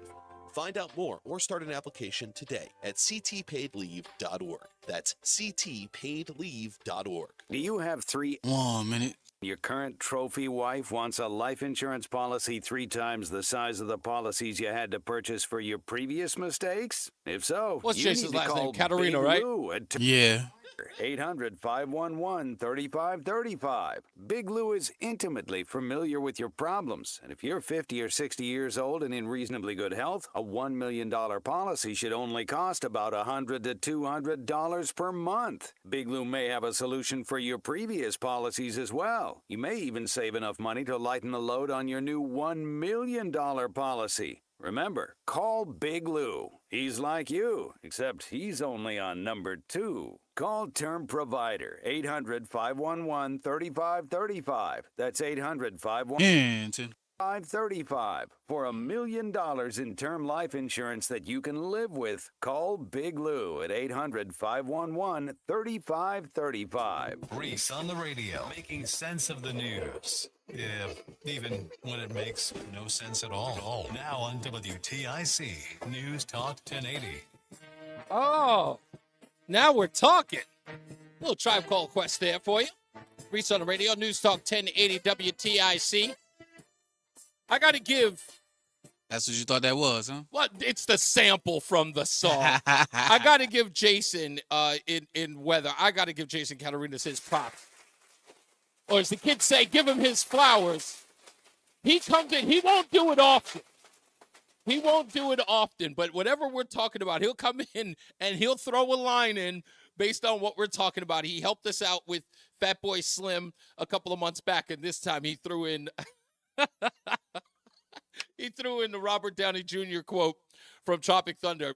I know you're listening, Jason, so I just want to let you know, kudos to you. Please, I know you don't do it all the time, but don't stop. We love it over here. I mean, we were jumping up and down shouting. That's how excited we were that you did that. So it was a great fill-in. So it really adds to the show. Thank you for that. So Jim Clyburn and this New York Times poll that everyone's concerned about. I want to play you this clip, and I keep these clips. I had to go buy one of those boxes that has a terabyte of stuff on it, so that I can save all of these clips because I saved so many of them. Because I'm not going to lie, folks, I make these predictions and I have to keep them there because I have to go back to them and say, see, I told you so. And they don't always happen, in like record time. It doesn't take a week for it to turn over. Sometimes it takes a year. In this case, it was, I want to say, February was when this came out. So I'm going to take you through a timeline. And you might remember earlier, I played Raphael Warnock, and he was asked by Dana Bash on CNN on Sunday morning. This is what she led with in their interview. Raphael Warnock, Senator of Georgia. This is what she led with. A New York Times poll released this weekend shows Vice President Harris at 78% among Black likely voters. That's nearly 10 points behind what President Biden got that's according to the 2020 exit polls. Now, that's important because what did I say? That Joe Biden, the white guy, had better results in the polling than the alleged black woman. So back in February of 2024, it had already started buzzing that Joe Biden wasn't receiving a lot of black support, that he was losing it. This was Jim Clyburn on February 5th of this year when asked about it. Joe Biden has not lost any support among African Americans. Now, you can go out and talk to 10 people, publish the comments of one, and maybe give off a different thought. But he has not lost support among African Americans. Okay. So, February 5th, 2024. A couple of months later, in fact, 4 months later, June 19th. I'm assuming that's Juneteenth. I don't support those silly holidays. Kwanzaa either.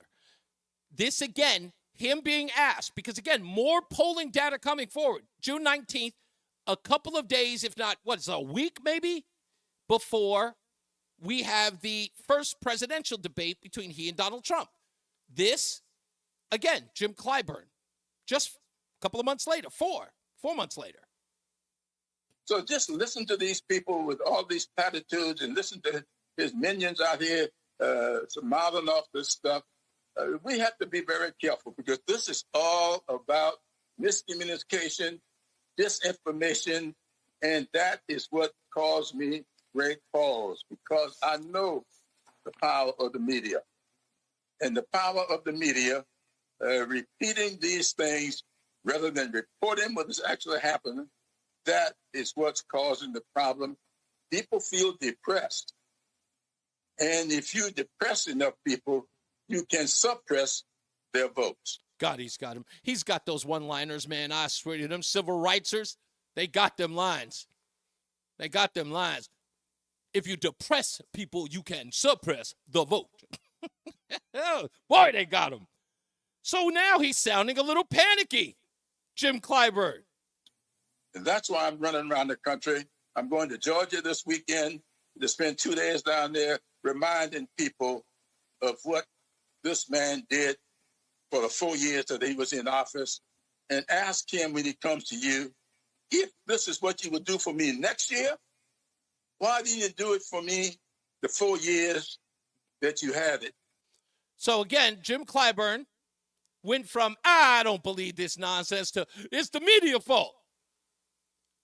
Then, just this past October 14th, Jim Clyburn sounds different even more. Your friend, Congresswoman Debbie Dingell, who you campaigned with in Michigan, says that the message she's hearing from black men is, quote, Democrats take us for granted. Donald Trump talks to us directly. Are you concerned about black men voting for Trump or staying home? Well, thank you very much for having me. Yes, I am concerned about black men staying home or voting for Trump. Oh, look who's concerned all of a sudden. We had him back in February. I'm not concerned at all. Then he went from suppressed to depressed, or depressed to suppressed. I don't know. But wait a minute. Now, Jim Clyburn's got a new one. He's got a new line. This one's my favorite. Listen close. That, but what they can expect from a Trump administration. We will expect Project 2025 to be a full-blown policy in his administration. And what would that policy be? I described it on the first night of our national convention, and I've been describing it that way ever since. It will be Jim Crow 2.0. Jim Crow 2.0. I told you them civil rightsers, they got the lingo. 860-522-WTIC. Let's go to Fred in Middletown. How you doing, Fred? Hey, so I stepped out for a minute, so I might have missed it, but did you get the quote you were looking for? If you would have peace, prepare for war. I think that's probably it. No, this one's different. I'll find the Roland. The Jordan Peterson one. It's a different quote altogether. Okay. Now that rhyming, you rhymed by accident once a month or two ago, and then you were embarrassed, like you sort of apologized for it. I did. But here's the thing about that. I have a saying: if it rhymes, it's probably true. Right. These are scoundrels, of course. Sloganeers. Right. Like you said, those civil rightsers. But I found myself in my quest to speak the truth evermore that I was rhyming evermore, and I formulated an axiom: if it rhymes, it's probably true. And then I said, "Wow, imagine if I tried to rhyme." And so I would almost look to do little rhymes if I were you. I think that might be your next step. Yeah. You want me to throw in a little bit of civil rights talk? Top your civil channel, your inner civil writer. Yeah, man. Yeah. All right, I'll work on it. I can do something like that. I mean, I was just thinking, you might be like not tapping a thing that would then just flow. It'd be too easy. It'd be no work. Okay, you know what? I will. I'll work on it. Now that you mention it, I'll brainstorm it with my wife, because anytime I do that, she starts going, "Oh, and then you can say this, and then you can say it." She loves it, actually. Dude, you can say anything if it's a dumb arse poem. Hickory dickory dock, a mouse ran up the clock, and upon arriving on the summit, he paused and pondered. Does anybody really know what time is it? All right, thank you. Thank you, Fred. George is in Vernon. Oh, no, George, we lost him. I'm sorry. George left. Let's go to Bill in Plainville. Hey, Bill. Hi, how you doing? I'm good, sir. What's up? Hey, just trying to bring you up to speed. Robert Downey Jr. played a white guy in blackface. That's right.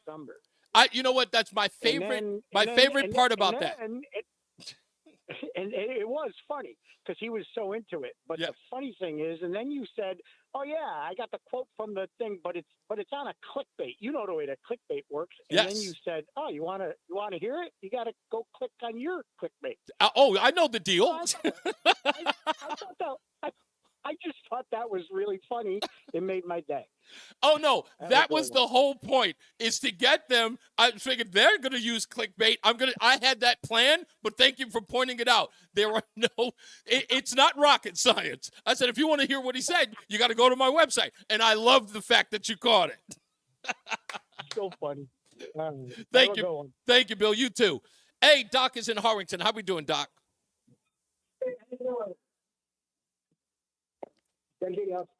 I'm got you, sir. What's going on? Hey, a couple things. One, I find it interesting that the Democrats are just trying to define what a man is. Yes. When they can't define a woman. Right. And again, this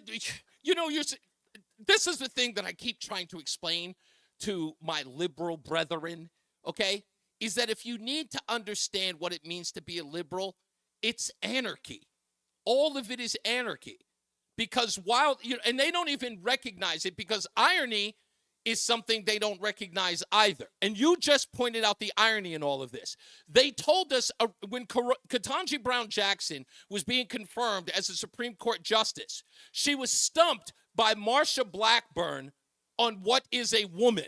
And everyone they ripped apart anyone who told Ketanji Brown Jackson that she was foolish for not being able to answer that question, even though the reason why she was there being confirmed was because Joe Biden guaranteed that he would elect or he would nominate a black woman to the Supreme Court. So the very essence of why she was there, she couldn't define in her confirmation. No one noticed the irony in that. That was lost. The other thing is, everybody keeps using the term democracy. Yeah. And I know I've said this before, but we are a republic. And if you look at the Electoral College, which Walz wants to get rid of, if we do that, then we will become a democracy. The whole idea of the Electoral College is if you were to win New York, wow, California, and in one other state, you would win the election. Indeed. And I think, to be honest with you, I don't know if you've seen this yet, Doc, but New York looks like it's in play. Donald Trump is going this late in the election. He's holding a rally at Madison Square Garden. Listen, the Republicans I thought were foolish in 2004 when the tides of war, so to speak, were going against Republicans. He had the convention at Madison Square Garden, the 2004 Republican National Convention in New York City, which I thought was boneheaded. Why would you go there? There was no way Bush was going to win New York. It seemed ridiculous, but I understand the reason why they did it, but it still seemed dumb, foolhardy. But to hold a rally right before the election in New York, they must know something. Well, there's this whole other part of New York called upstate New York, which That's is true. everything outside New York City. I know Utica, New York has always flip-flopped between Democrat and Republican. That's true. Utica is now mostly Republican. Mm-hmm. Syracuse, the same way. That's where my family is originally from. Oh, in Syracuse? Okay, Syracuse. I know Western New York is all about Donald Trump right now. Right. They weren't in 2020. Nope. And also, if you go up to Plattsburgh, where I used to be stationed up at the Air Force Base, which is no longer, that is going more Republic. It's amazing to see the shift that's happening. And what New York City people don't realize is they aren't the majority. Yep. But do you think, here's what I'll ask you, just because your folks are from that area, like so you're a native from Syracuse, what do you think was what do you think was the linchpin that brought that region, upstate New York? Because we're talking about 27 million people in that state. I think we're at about 27 million in that state, 8 million of them in New York City alone. But what do you think was the linchpin that pushed New York into play? All of the attacks on Trump that the Congress did. You don't think it was illegals? No. Really? In 2020, Trump suffered the effects of Congress. Oh, okay. All right. Well, I don't know. We'll talk about that some. Thank you. I appreciate the call, Doc. Let's get into the BPS Traffic Center with Mark Christopher. Mark, see, everybody now is raving about you finally seeing Tropic Thunder, by the way. Oh, I get to see Tropic. Yeah, they're really excited for you now. All right, well, that's good. I'm glad. Tropic Thunder, baby. Bring it on. All right, here we go. If you're heading into Hartford right now and you are on the southbound side of I-91, you're going to see some delays now as you move from East Windsor into Windsor Locks. You got delays approaching 45 in East Windsor down to the Dexter Coffin Bridge. Left lane road work there. Again, delays 34 down to 32 A and B in Hartford. Slowing by exit 28 and more slow traffic as you move down between exit 21 and between 20 and 19. We had an accident on the southbound side of I-91. Cameras have pulled off that shot right now, but there was an accident blocking the right and right center lanes there, so stay to the left with that. Now, if you are traveling on the northbound side of I-91, that looks good. Cromwell through downtown up into Windsor. Westbound 84 tied up approaching 56 Governor Street out to 45 Flatbush Avenue. 84 eastbound, you got slow traffic now approaching 46 into the downtown tunnel down to the Bulky Bridge. 2 westbound's a little tight from exit 4 to the 84 West merge in East Hartford. 291 through 84 moving well. 2 eastbound looks good, Glastonbury to Marlboro. Quiet Middletown, it's slowing in Waterbury. 84 eastbound between 17 and 18. Westbound 84 is running sluggish from 26 in Cheshire right up to the Mixmaster. 84 eastbound in Danbury, look for delays. Thank you, Potter. Pleasure to have you here, sir. Tara, 100%. I do agree that he's less rhetoric-based, but I think at this point, Donald Trump can do no wrong. Down to the West Rock Tunnel. 95 southbound's very heavy from 46 in New Haven down to exit 40 in Milford. Traffic and weather together on the 8th WTIC News Talk 1080. WTIC weather. This afternoon, it'll be a little milder with a couple of showers and a mix of clouds and sunshine. It becoming breezy, the high of 65. Tonight, under clear to partly cloudy skies, it'll be chilly with the low down to 39. A mix of clouds and sun for our Tuesday, a high only 57 with a busy wind out of the west-northwest. And still quite breezy and cool with partly sunny skies on Wednesday, the high of 55. I'm meteorologist Jason Caterina in the WTIC Weather Center. And now, a WTIC news update. 4:30, good afternoon. I'm John Silva, WTIC 1080 News. A man has been arrested in New Haven on charges he assaulted a female jogger near a city park last year. And detectives say 25-year-old Cristian Cruzado may be linked to another sexual assault that occurred in 2018. Man under arrest on murder charges in Hartford, Elvin Gonzalez. Charged, the New London resident was wanted in connection with the death of Manchester resident Chavoy Rivers back on October 3rd. 4 people remain hospitalized following a serious crash in Mystic. SUV they were traveling in hit a tree early this morning. You know what, Craig? That may have to be a thing. That is brilliant. I love that guy. With an animal cruelty investigation at a residence in town, 69-year-old Judith Godek of Wallingford turned herself in on Thursday. She faces 37 counts of animal cruelty. An investigation into the case at a Benham Avenue residence began August 30th when officers received a complaint into possible animal abuse. Israeli Prime Minister Netanyahu is examining a plan to seal off humanitarian aid to northern Gaza in an attempt to starve out Hamas militants. That plan could trap those without food or water, hundreds of thousands of Palestinians unwilling or unable to leave their homes. Wall Street, the Dow finished up 201 points today. The Nasdaq gained 159 and the S&P was up 44 points. ALCS Game 1 tonight at the stadium. It's the Guardians and the Yankees. Mets getting underway in Game 2 of the NLCS against the Dodgers. LA leads that series 1-0. Monday Night Football, Jets try to bounce back at MetLife against the Bills. NHL tonight, the Bruins home to Florida. Rangers host Detroit, and the Isles skate in Colorado. For these stories and more, go to WTIC.com. I'm John Silva, WTIC 1080 News. In business, service is everything.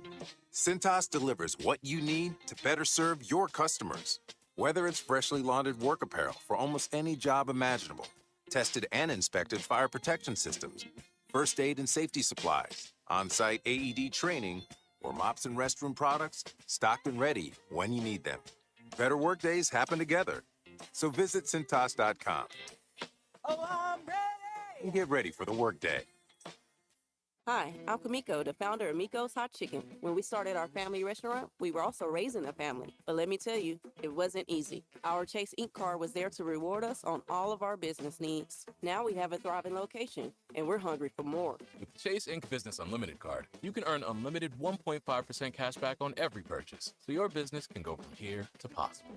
Chase for Business. Make more with yours. Real business owners compensated for their participation. Cards issued by J.P. Morgan Chase Bank and a member FDIC. Subject to credit approval. Terms apply. 1 minute. It's about the IRS. They tell you to be afraid, to be scared, and they try to frighten you into calling. I'm not here to do that. Tax Relief Advocates is different. TRA is here to tell you that if you owe money to the IRS, whether it's $5,000, $50,000, or $500,000, we have a solution. It doesn't matter if you're sitting in your car, at work, or with your kids. No matter where you are, call now. 800-575-6481. Don't lose hope. TRA can eliminate or reduce what you owe to the IRS. Generous programs are now available that can give you a fresh start. Our passion is taxes and helping individuals fix their IRS problems. We have over 1,000 5-star reviews on Google and an A+ with the Better Business Bureau. You don't need to be afraid of the IRS any longer. End your tax nightmare today by visiting us online at And 10.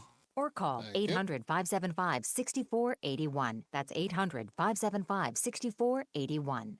Tax Relief Advocates. Real solutions for real people. This is Reese on the Radio, filling in for Todd Feinberg on WTIC News Talk 1080. We are back, and we will be back very shortly with our guest. Ask America with Edgar is a video you can watch on YouTube. I think you can catch it on the Daily Caller website as well. Go to dailycaller.com. We'll talk to him about his video. Timmy's got issues. For what I'm seeing on X, it looks like he's got a lot of issues. We'll see whether or not this will be an October surprise. We'll talk to him about that and putting that music video together. I've got to ask him about some of them. If you haven't seen it yet, well, actually, I think I should put it on the website. If not, no, you can go to my Facebook page. You can see the video there. So we'll talk to him. He'll be here in a little bit.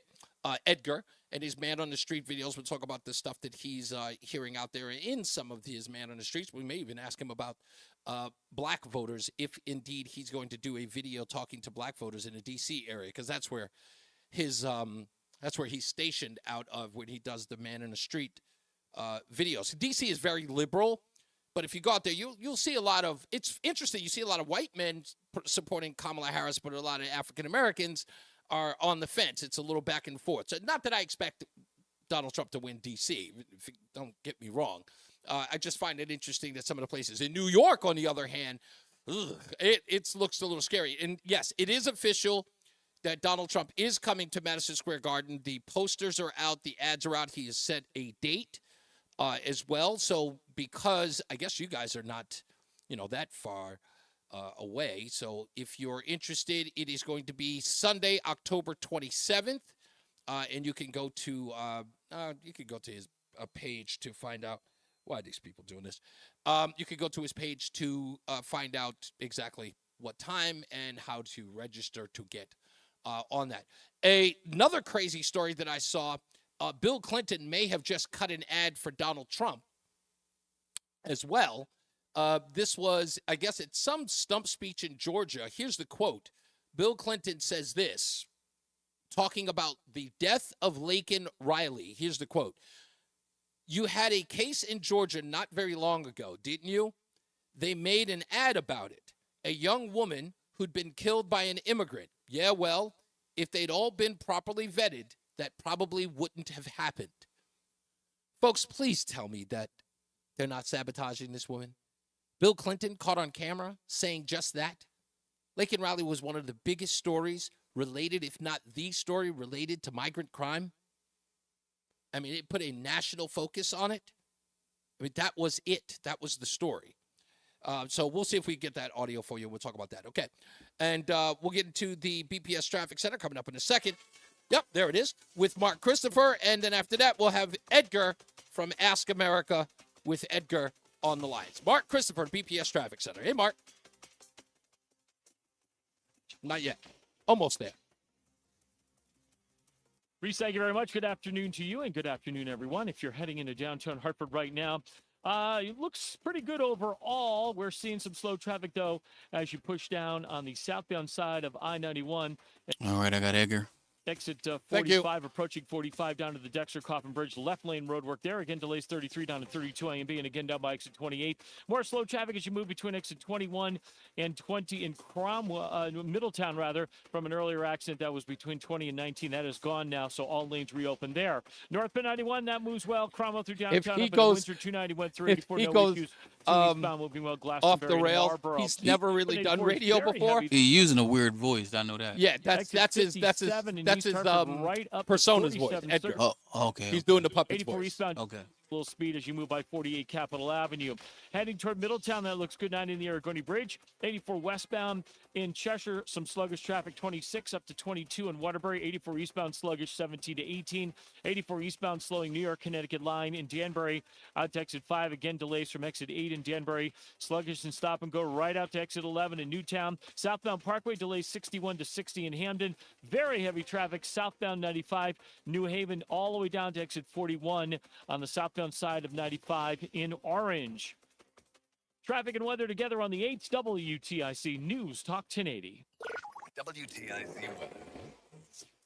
This evening and tonight, clear to partly cloudy, a chilly night with a low down to 39. A breezy day for us on Tuesday.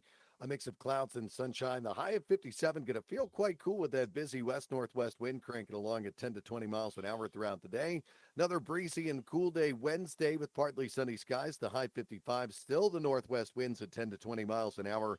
We'll get less wind as we head into the day on Thursday. Plenty of sunshine, a touch milder too. The high up to 58. It warms up right into the weekend. Friday, plenty of sun, the high of 65, and a beautiful day Saturday, nice and warm, sunny, the high of 72. Meriden, 64, Mansfield, 61. It's also 64 in Hartford. I'm meteorologist Jason Caterina in the WTIC Weather Center. This October, Odyssey and Hartford Healthcare Cancer Institute are teaming up to save lives. Your donation can help provide free mammograms for women in need. Donate at lightthemonthpink.org. That's lightthemonthpink.org, because every gift makes a difference. ProHealth Physicians has proudly been keeping Connecticut healthy for nearly 25 years. ProHealth accepts Husky Medicaid, Medicare, TRICARE, and most major insurances. For trusted local care for your whole family, call 1-855-CT-MD-411 or visit ProHealthMD.com. This is the story of the one. As a warehouse manager, her job is to transform chaos into clarity and to see patterns where others see problems.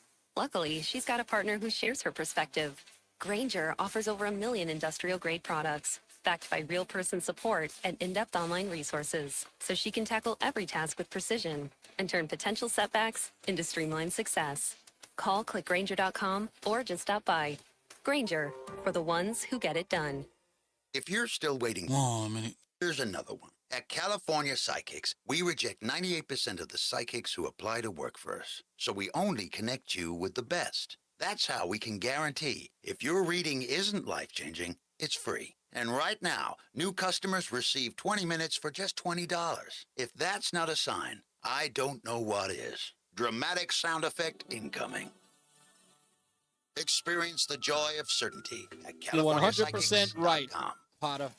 Babes, There is what are you something going doing? on. I know you haven't What? listened. I'm just Oh, mowing the lawn. But I've been talking about it for it's over a blazing couple hot of and dry months. out here. Don't you remember? Smokey Bear says. Avoid using power equipment when it's windy or dry. Where'd you learn this? Oh, it's on. SmokeyBear.com with many other wildfire prevention tips. Right. Thanks, honey bear. Because remember, only you can prevent wildfires. Brought to you by the USDA Forest Service, your state forester, and the Ad Council. It is your girl, Cammie. And I want you to know that when I listen to the radio, okay, I listen to Reese on the radio. Reese on the Radio, News Talk 1080 WTIC. I need to make sure I can hear my voice. Pretty good. On the lines with us, we'll get to him in a second, I'm a big fan of the Muppets. Not all of them. You know, Fozzie Bear was my favorite growing up, but I love the Muppets. Of course, I love the two old men, up in the in the balcony that are always insulting the Muppets. I just grew up with them, and I will admit quietly, while we're talking about masculinity today, I'm kind of a fan of Elmo. Not the new Elmo, the original Elmo. I always thought Elmo was, he was a good-natured puppet, or Muppet for that matter. Oscar the Grouch was my guy. Oscar the Grouch? Okay, Oscar the Grouch was decent. But again, Fozzie Bear from the Muppet Show was my favorite because he was a comedian and he was the original dad joke. So having this person on the air, which is a new Muppet that I love, is great because I love what he does. He goes out and he's a man on the street. He's talking to everyone and they all engage with him. And he does it in a very, very funny angle, I should say. Here's his latest single. You can find it on his YouTube page, Ask America with Edgar. Timmy's Got Issues. Timmy got issues. Timmy got issues. Timmy got issues. Timmy got issues. Let me tell you how Timmy got issues. Guess it's best you went AWOLs. We've seen you rattled. You took a beautiful city and made it look like Seattle. Waltzing away from combat. Pooping yourself on the tarmac. Taking the glory with made-up stories, Timmy done did a hijack. You lied about battle, Timmy. You ain't nothing but prattle, Timmy. Built a house of cards and thought your men wouldn't tattle, Timmy. Your story's so fake, ain't even got a memoir. Now you're nothing but Kamala's stolen valor czar. Tiananmen Timmy, kissing the booty of Xi Jinping. Sure loves them commies, getting wined and dined by the CCP. Zhao ni nai nai. Timmy got issues. Timmy got issues. Timmy got issues exclusively on YouTube. Thousands, it was like 40,000 views on the phone. Of course, the host of Ask America with Edgar. Edgar the puppet, how are you, sir? Oh, my friend, I'm doing above average. I'm thrilled to be talking to Reese on the radio. I love reaching out to all the Connecticut's out there. The soul of Connecticut here. Reese on the radio. You are a originalist. You are originally from the area, if I get that right. Edgar, is that too? I've spent a lot of my history being on the run, and I have traveled through Connecticut at times, you know, and I have partaken of the wonderful pizza there. Sir, look, Pepe's, I want to reach out to all the Connecticut people out there. Look, I know Pepe's and Sally's on Worcester Square claim all the fame, but listen to me and listen carefully. There's a pizza restaurant I want to endorse, and no, they're not paying me. I haven't eaten there in years, but Paul and Eddie's Pizza on Whitney Avenue, it is the spirit of Connecticut because it has the best chicken Fra Diablo pizza, but hand in hand with that, it has the world's most dangerous bathroom. You really have to take your 3-year-old by the hand, watch out for big-armed, axe-swinging Italians as you go to this rickety little bathroom way in the back past the hot ovens. So it's a little hole in pipes. It's a little hole in the ground, but that's, again, see, you're like me, Edgar. I like a hole in the ground. It's got the best food. It's usually got the best drinks. It always has the best pizza. No, the pizza is transcendent, but the bathroom is appalling. It is the dichotomy of man.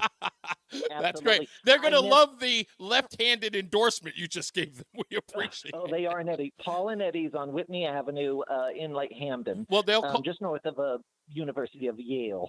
They'll love it nonetheless. So talk to us about how, again, you're part of the Daily Caller. They send you out on the street to talk to people and sort of get their take on events of the day, more so politics. You cover pretty much presidential, if not just politics writ large, right? You cover everything. I do. And earlier you called me a man on the street. That's MOS. I'm puppet on the street, or POS. Yes, but so very similar. Okay. My work is POS. Yes, Very POS. important distinction. Yeah, I go into the street. Look, I'm a conservative-leaning puppet, and I have to travel to areas of high liberality. A lot of these people are deranged, and I'm here to just reach out to them, to be their friend. If you check out last week's episode, I'm there at it's an episode called What's Going to Happen to America If Kamala Gets Elected, and I am talking to a screaming lady. She's screaming and screaming, but I reached out to her as a puppet to woman and just got her to voice her true opinions. And I have that gift. But now, Edgar, you're in a very liberal Washington, D.C., and you talk to all walks of life, but you get right up in their face to ask them the serious questions. The one thing that I haven't realized is that, I have realized, is that they're very engaging to you. Is it because you're a puppet that no matter your politics, they still cozy up to you? Yes. I think I disarm them because I'm little, I'm blue, I sound like a little old lady, but I have one salient piece of advice for you, Reese, on the radio. Yes. Never, ever talk to a strange puppet that you don't know on the street. You have no idea how many people they'll talk to me, and I'll interview them, and they'll walk away kind of weird, and then they'll come back a few minutes later and ask me to erase all the footage. But Really? I'll say, no, because they don't like the way they came out.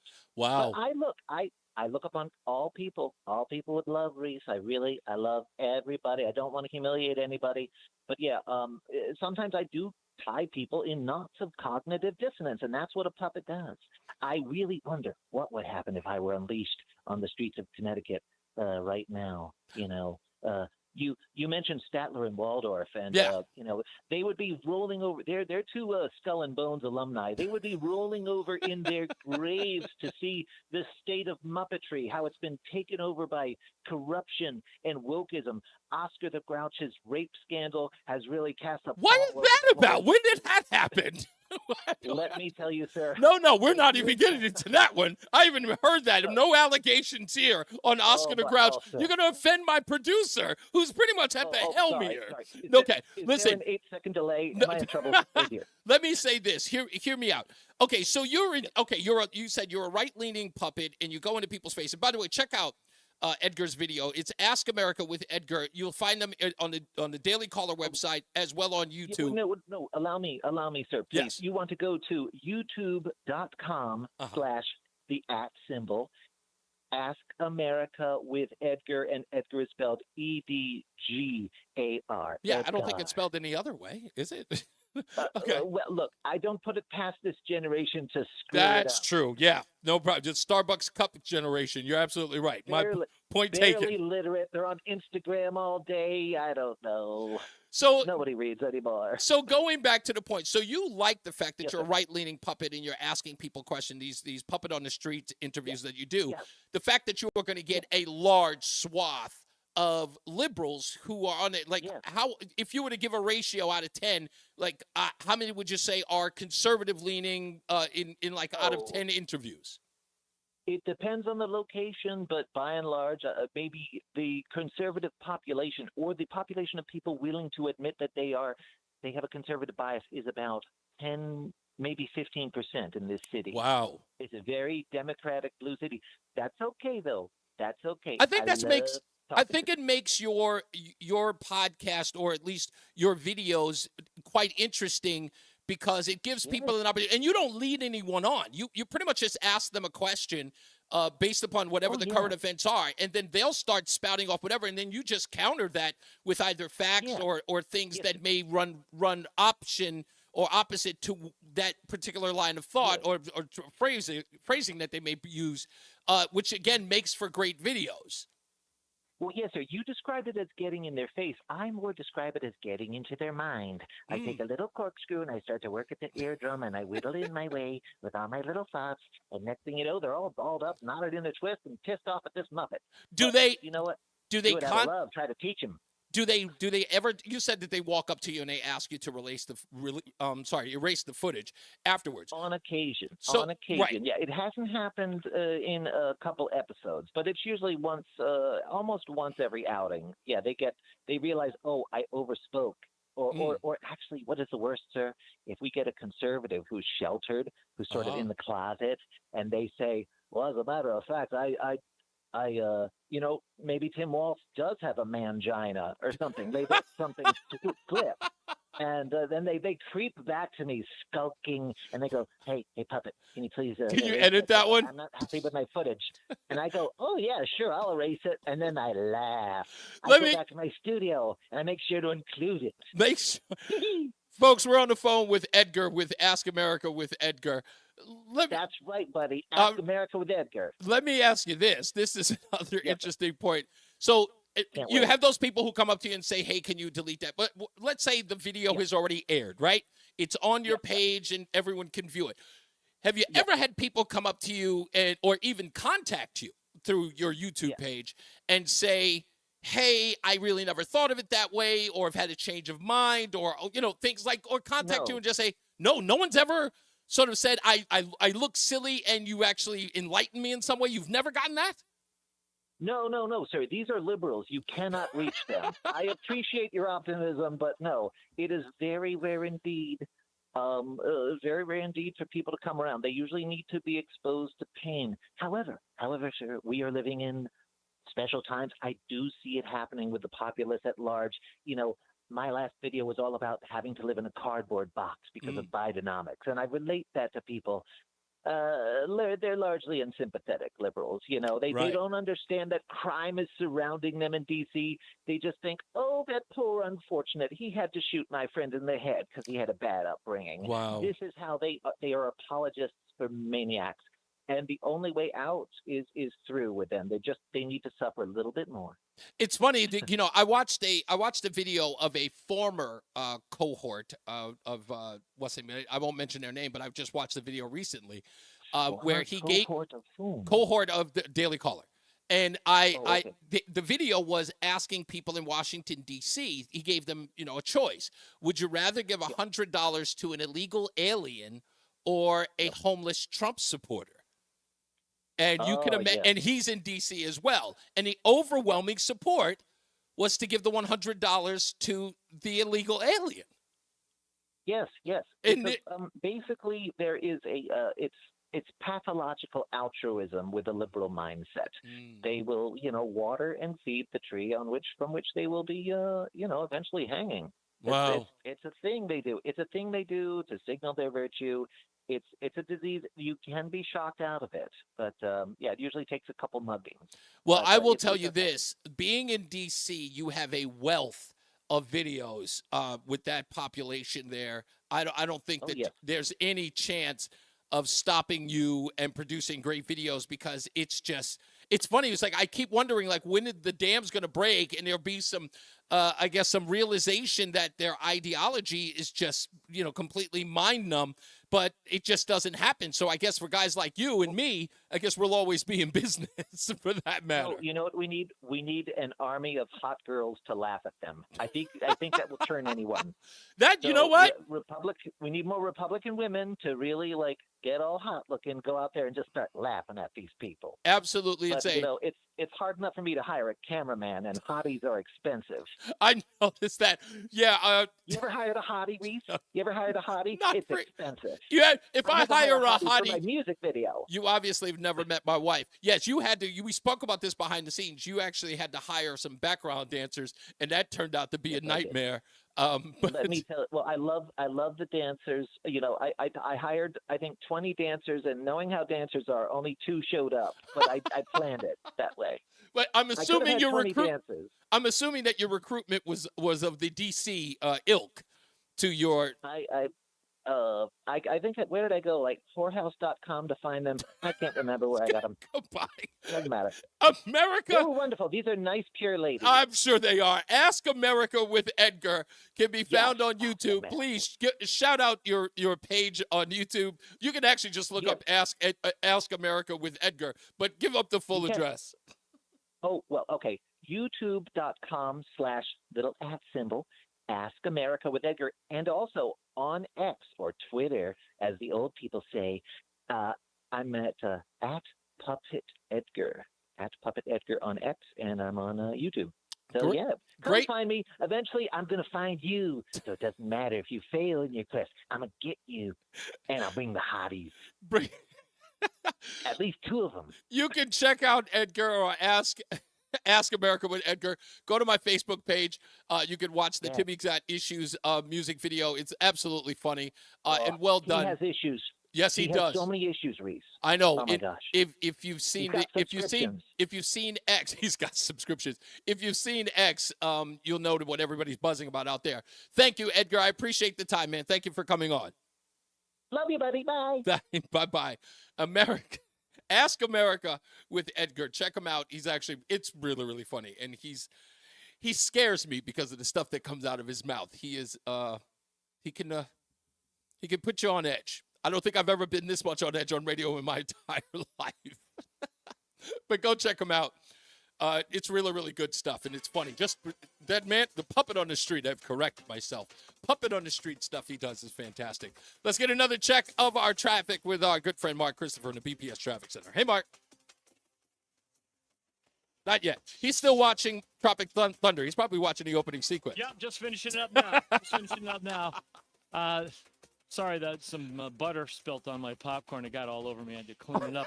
If you are heading into downtown Hartford right now, overall, we're in decent shape. The troubles of working from home. Yeah, right. Delays, though, on the southbound side of I-91. This traffic report is being brought to you by Ultra, and that's moving from East Windsor into Winterlocks. We've got road work in the left lane, southbound on the Dexter Coffin Bridge, so you're going to see a delay there.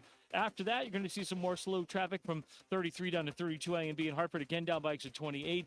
and more slowdowns down as you move down into Meriden, approaching 19 to 17. Northbound 91, that looks good. Cromwell through downtown up into Windsor. On the westbound side of 84, you've got delays approaching 57 in East Hartford. Again, 56 Governor Street out to 47 Sigourney Street. 84 eastbound, some slow traffic now from about a half mile before 46 Sisson Avenue into the tunnel. We have an accident on the right shoulder just prior to the tunnel. That's causing some curiosity delays. 291 through 84, okay, 2 eastbound moving well, Glastonbury into Marlboro. Quiet Middletown. 84 westbound, a little tight as you move from Farmington into Plainville. Westbound 84 tied up from exit 36 to exit 33 in Plainville. If you're heading into Cheshire, westbound 84 slowing from the 691 interchange. It's sluggish right up to the Mixmaster in Waterbury. 84 eastbound delays 17 to 18 in Waterbury. 84 eastbound Danbury slowing New York, Connecticut line to 5. Again, delays from 8 out to 11 in Newtown. Westbound 84 slows 10 to 7 in Danbury.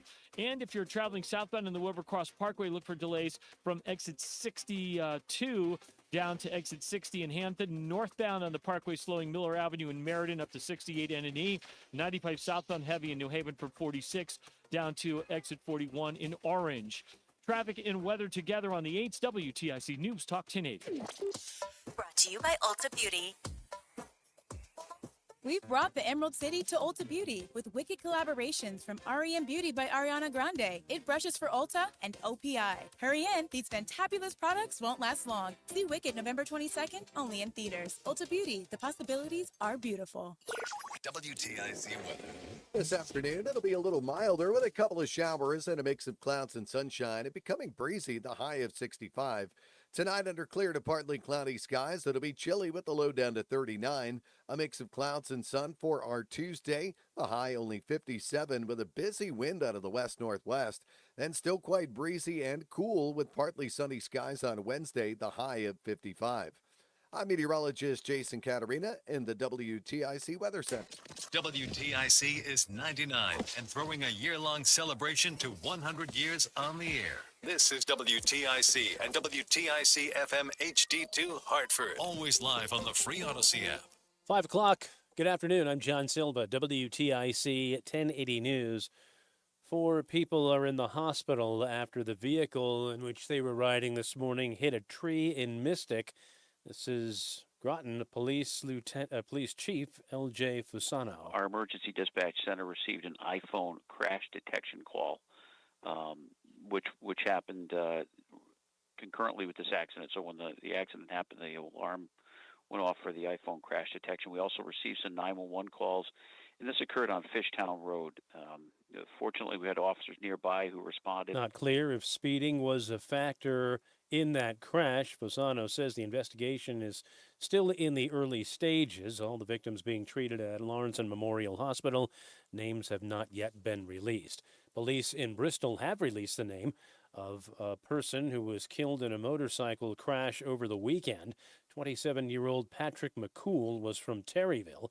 Officers say around midnight Saturday, or a little after, a pair of motorcycles traveled past a sergeant who was on patrol at Farmington Avenue at a high rate of speed. That officer turned around, attempting to stop the motorcycles, found that one of them had crashed, apparently failing to negotiate a curve in the roadway. Pennsylvania is the center of the presidential election universe today. Vice President Harris and former President Trump are appearing on opposite ends of the battleground state. Harris in Erie, Trump at a town hall in South Philly. Democratic VP nominee Tim Walz on why it matters. You may have friends say, what's the difference? I'm just tired of it. It's the same old thing. That's part of the playbook on the other side, to make you pessimistic, to say it doesn't matter, to try and repress the vote. He was in Eau Claire, Wisconsin. J.D. Vance attends a fundraiser in Walz's backyard in Minnesota. Saying is concerned about the expansion of war in the Middle East. Senator Richard Blumenthal says he's hopeful for a successful diplomacy. Last week he visited Israel, Saudi Arabia, and the United Arab Emirates with Senator Lindsey Graham. He says one of the barriers to diplomacy now is that Israel is still expected to retaliate for a missile attack by Iran earlier this month. The real difficulty and delicacy of the situation is that they have to respond to the missile barrage from Iran. They must in some way respond. He says he and Graham told Prime Minister Netanyahu They're hopeful Israel's response will be measured. They also called for a limit to civilian casualties in Gaza. A milestone for the company doling out money to those whose home foundations were found to be crumbling. We reached the number 1,000.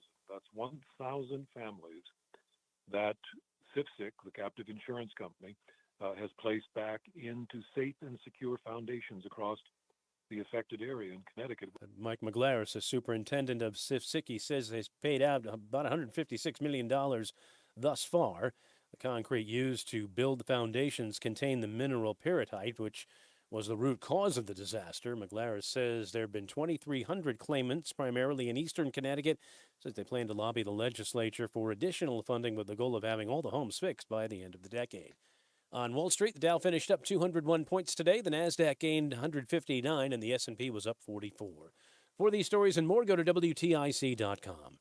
I'm John Silva, WTIC 1080 News. If you're driving a car or truck with warranty and suddenly lost your transmission or needed a full engine repair, would a $4,000 repair bill leave you stranded? I'm Danica Patrick. Don't get caught off guard with a vehicle breakdown. Choose the company I trust. Endurance. No matter the mileage, if your vehicle is less than 20 years old, Endurance offers auto protection plans for any budget. Protection on the drivetrain, electrical, transmission, AC, and more. Plus 24/7 roadside assistance and rental car reimbursement on any plan. Endurance handles everything, from making the claim to paying the certified mechanic of your choice. Act now and get 1 full year of elite benefits, a $2,000 value, free. And 10. The millions in claims. Call for your fast free quote today. Call 800-296-7260. That's 800-296-7260. 800-296-7260. You're listening to Reese on the Radio, filling in today for Todd Feinberg on WTIC News Talk 1080. It's the 5 o'clock focus. It's the 5 o'clock focus. I'm focused, man. 5 o'clock focus from Thursday, because we didn't get a chance to do it because we got Reggie on the line. We talked to him for the whole hour. So I want to revisit it. New England, from what I've always known, and every time I've ever been here, people have told me that they have large families. People have 5 or more kids growing up. Now, I know that's changed a bit. In fact, Bill Clinton was just talking about the reason why we need immigration is because we have a plummeting birth rate in the country. But my question is, for those of you who had large families, you had 5 or more kids in the household, versus you kids who were, one child, kind of grew up by yourself. Which do you think is better? Now, I know it sounds like a weird, silly war, but if you had a large family, would you have rather been a only child? And if you were an only child, would you have rather had siblings? Because I'm not going to lie. The reason why I don't share food today, is because I have 4 siblings. You can't pick anything off my plate. I give my wife a hard time because of it. So I would, again, the only child is the way to go. For me, the only child is the way to go. But other people, they liked having all of their siblings. So I want to know if you've had, if you came up from a large family, and if you come from a family of like a lot of kids. I know some people in New England who grew up with like 11 siblings, which would make them 12, 10 or 11. I don't know how your parents did it. They deserve a reward, if not a trophy. They should they should have a date named after them. Like, at least have a key to the city that they were able to raise all of those children. And you single parent households, single child households, I give you applause too, because you were able to restrain yourselves and make sure that you only had one and kept it that way and spoiled that kid rotten so they could be a narcissist who drives the rest of us crazy, his entitled or her entitled self. You deserve nothing but our ridicule. No, I'm kidding. We'll get into that. Let's get another check of the traffic with Mark Christopher in the BPS Traffic Center. Mark, did I ask you before, big family, small family? How many siblings? You mean siblings? Oh, yeah. Okay. There were 6 of us. So yeah. 4 kids, mom and dad, and a dog. Yeah. See what I'm saying? So again, that's a large group. So if you had a choice, would you have? Well, I think you said this before. I think I asked you last week. You would have. Yeah. You would have been okay with, or kept it with the large family, not single child. Yeah, it was fine. It was fine. I mean, I was happy, so I had no complaints. I mean, the only thing I said, I remember my sisters would rat me out for no reason. Yeah. So they could get the TV on Saturday morning. That's right, because that was your biggest competition was television time. Right.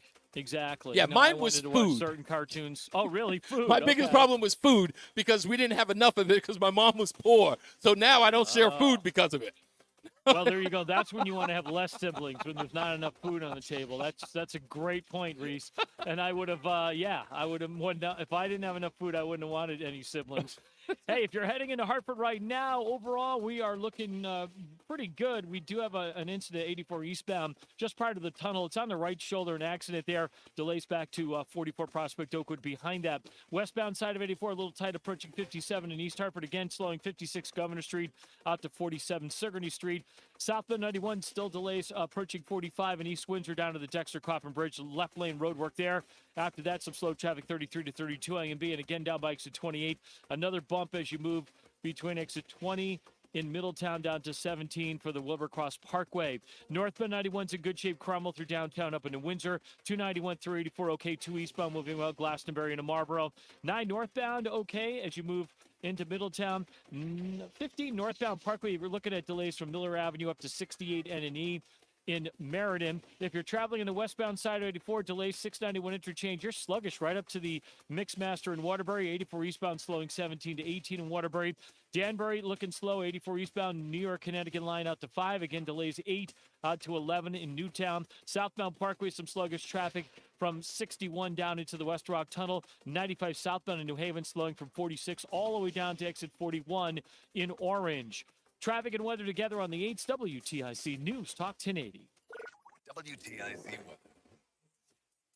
As we head through the evening and overnight, clear to partly cloudy, chilly with the low down to 40 degrees tonight. The next couple of days, the wind is going to be ripping along for us, which will make it feel quite a bit cooler. A mix of clouds and sun Tuesday. That high of 57 will feel quite a bit cooler. That west-northwest wind at 10 to 20 miles an hour both Tuesday and Wednesday. Wednesday will be cooler still, the high of 55 under partly sunny skies with that busy wind. Then Thursday, starting to warm up a little bit, plenty of sunshine. The winds will subside, the high now up to 61. Plenty of sun Friday to round out the week, the high up to 65. Warmer over the weekend. Saturday, the high 72, 74 for us on Sunday. Right now, Bridgeport at chilly 59. It is 57 in Bristol, 61 in Hartford. I'm meteorologist Jason Caterina in the WTIC Weather Center. Longing for thick, healthy, gorgeous hair? Say goodbye to shedding thin and dull hair and hello to thick, healthy hair with Hair Volume from New Nordic. Available online at Amazon, Walmart.com, and NewNordicUSA.com. Listen, you don't have to keep living with joint pain. You can get real, lasting relief with QC Kinetics. People are getting their lives back, getting their mobility back, all thanks to QC Kinetics, the nation's leader in cellular therapies that can revitalize your joints. We're talking about advanced regenerative medicine using your own body's healing properties, highly concentrated and carefully placed in those achy joints. Back pain, shoulder pain, knee pain, cutting-edge treatments that have no surgery, no drugs, and no downtime with QC Kinetics. And it's quick in-office procedure, get you moving again. Listen, is arthritic joint pain keeping you from doing the things you love? Pain in your knees, hips, back, or shoulder? You owe it to yourself to learn a little more. Make an informed decision before you do something like surgery. Call QC Kinetics today for a free consultation. They're in Avon, New Haven, and Glastonbury.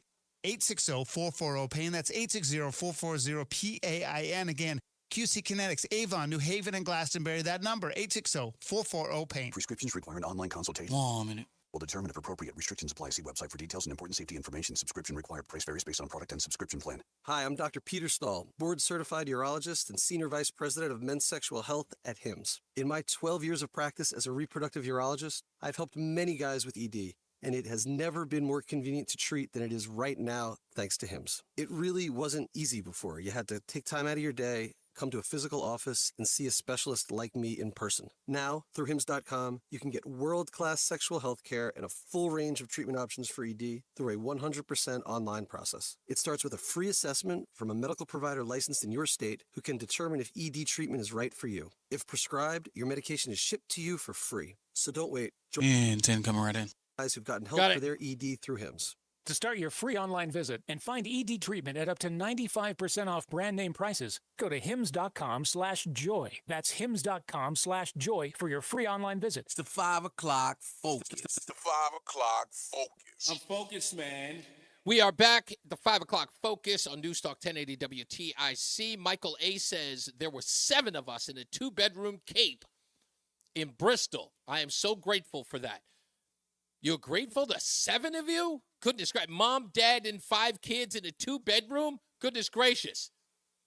I lived in a studio with, that was, what was it, a studio? Yeah, it was 1 bedroom. Gosh, that was awful. To the phones we go, 860-522-WTIC. Thanks for holding so long. Fritz is in Berlin. How you doing, sir? Hello, Reese on the Radio. It's nice to talk to you again. I know, sir. So now the topic is going to be your siblings and how they're going to hurt you. So my sister, she used to throw me down the stairs. Oh, yeah. And she used to spank me in my room. So how many siblings did you grow up with? Was it just you and your sister? 2. Okay, so you had 2 siblings. For that, because she will tell you that is totally true, because she comes here sometimes, but not so much anymore, because now she's just a total, whatever. But hey. Nonetheless, okay, so with 3 siblings. That wasn't to my question, but hey, now the topic has changed. What were you gonna? What did you want to call about? I wanted to ask you if Elon Musk, if he was an African American. Yes. He is South African American. I wanted to ask you if he's from Compton. Does that mean that every black man in America is just an American black man? Yeah, I would say so. But he is specifically, as is Charlize Theron. She is an African American, South African American. From Compton. I'm tired of hearing about African American. We are American white and black people. We are Americans. Fritz, I know That's my point. Thank you. That's my point. I appreciate you, sir. Thank you. Don't hang up on me yet. I gotta go. I got plenty of people on the line, and I don't have that much time to do it. I appreciate you, sir. Sean is in Meriden. How you doing, sir? Good. Actually, I liked what he said because I'm an American who happens to be black. All right. Okay, I'm not. I have nothing to do. I wasn't in Africa. I wasn't. But one of the things that I really want to. On your question about siblings, I was one of 7. Wow. And we had a wave of the first 4, and then there was a gap, and then there was the bottom 3. Oh, okay. The first 4 worked our butts off, and everything went into mom because I had a single mom who didn't have a job. My dad took sick, so we all contributed to the house that she still has to this day because we did. It was really cool. Yeah. And then the youngest 3 got a little spoiled because we did the work. I mean, literally, I had the Ponderosa Steakhouse and Sears and Nobucks had the thumb to work and stuff like that. I don't see it as a hardship. It was just the way it was. And it's called life. You make do. So I have 2 children now, and like if the boss asks them to stay for an hour, it's like the end of the world. I'm like, are you serious? How about and for their entire lives, I tried to get them to get a job when they were 13 because I had an in, and my ex-wife wouldn't give them the applications to fill out. I'm like, really? It'll give you a good experience. You can go through different jobs and figure out what you want to do. And now they're 27 and 24. I can't stay on my job. Well, then go find another one. I have one and then get another one. So wait a minute. Let me stop you. Let me stop you, Sean. So again, now you went the other route. Your mom had 7 of you. You only had 2, and I'm assuming. I wanted a bigger family. You did want a bigger one. My ex-wife said no. Okay, so your ex-wife said no, but now that you look at it, imagine having to motivate 7 children to get a job. I wouldn't want that. I would not want that undertaking. Well, now that you put it that way, you're right. But the other thing that I really want to comment on real quick is when Barack Obama went out there and basically was lecturing black people that basically he was doing exactly what Joe Biden said which is a very racist thing. If you have a problem figuring out whether you're for me or Trump and you ain't black. That's what he said. What the minorities haven't figured out is It's a different plantation. And the thing about Barack Obama that really bugs me is that he's like the chief of the tribes who literally sold the slaves to the white people. He got wealthy, but the slaves, they were all sold. You are so. Still, he is leading the lambs to the slaughter. That's exactly what he's doing. And I appreciate your show. I appreciate your style. You're very no nonsense, which our world needs. Thank you, sir. Get your head out of your butt and just get real. Thank you, sir. I call it hub. You got it. I call it hub. Head up butt. Thank you, sir. Let's go to Craig in the car, my good friend. What's up, Craig? So I'm an only child, and I have a story I want to tell you about that. Okay. But that was not a puppet. That was not a puppet. That was Fred walked into the wrong dispensary in Middletown. Poor Fred. Somebody said that he sounds like Stewie from Family Guy, and he sounds like he owns a lot of Elton John albums, or all of them, I think Roland said. I have to say, the guy was funny, though. Yeah. I wouldn't mind hearing him again. Yeah, well, we'll bring him back. Ask America with Edgar is pretty funny. That was the reason why I brought him on, because I love his videos. So, Craig, large family, you look like a large family guy. No, I'm an only child. No. And I want to tell you a funny story about that. My dad walked out on us when I was very young. Okay. And my mom remarried when I was very young. Mm-hmm. And I've got the greatest stepdad on the planet. I don't even consider him a stepdad. He's just my father. He's my hero. Yeah. The guy's awesome. And I got a job in my early 20s selling cars, and they put my picture in the paper. Okay. And I got a phone call one day from this woman. She said, "Are you Craig in a car?" I said, "Yeah." And she said, "Did you used to be Craig in like a big truck?" And I said, "Yeah." And she said, "I'm your half sister." Wow.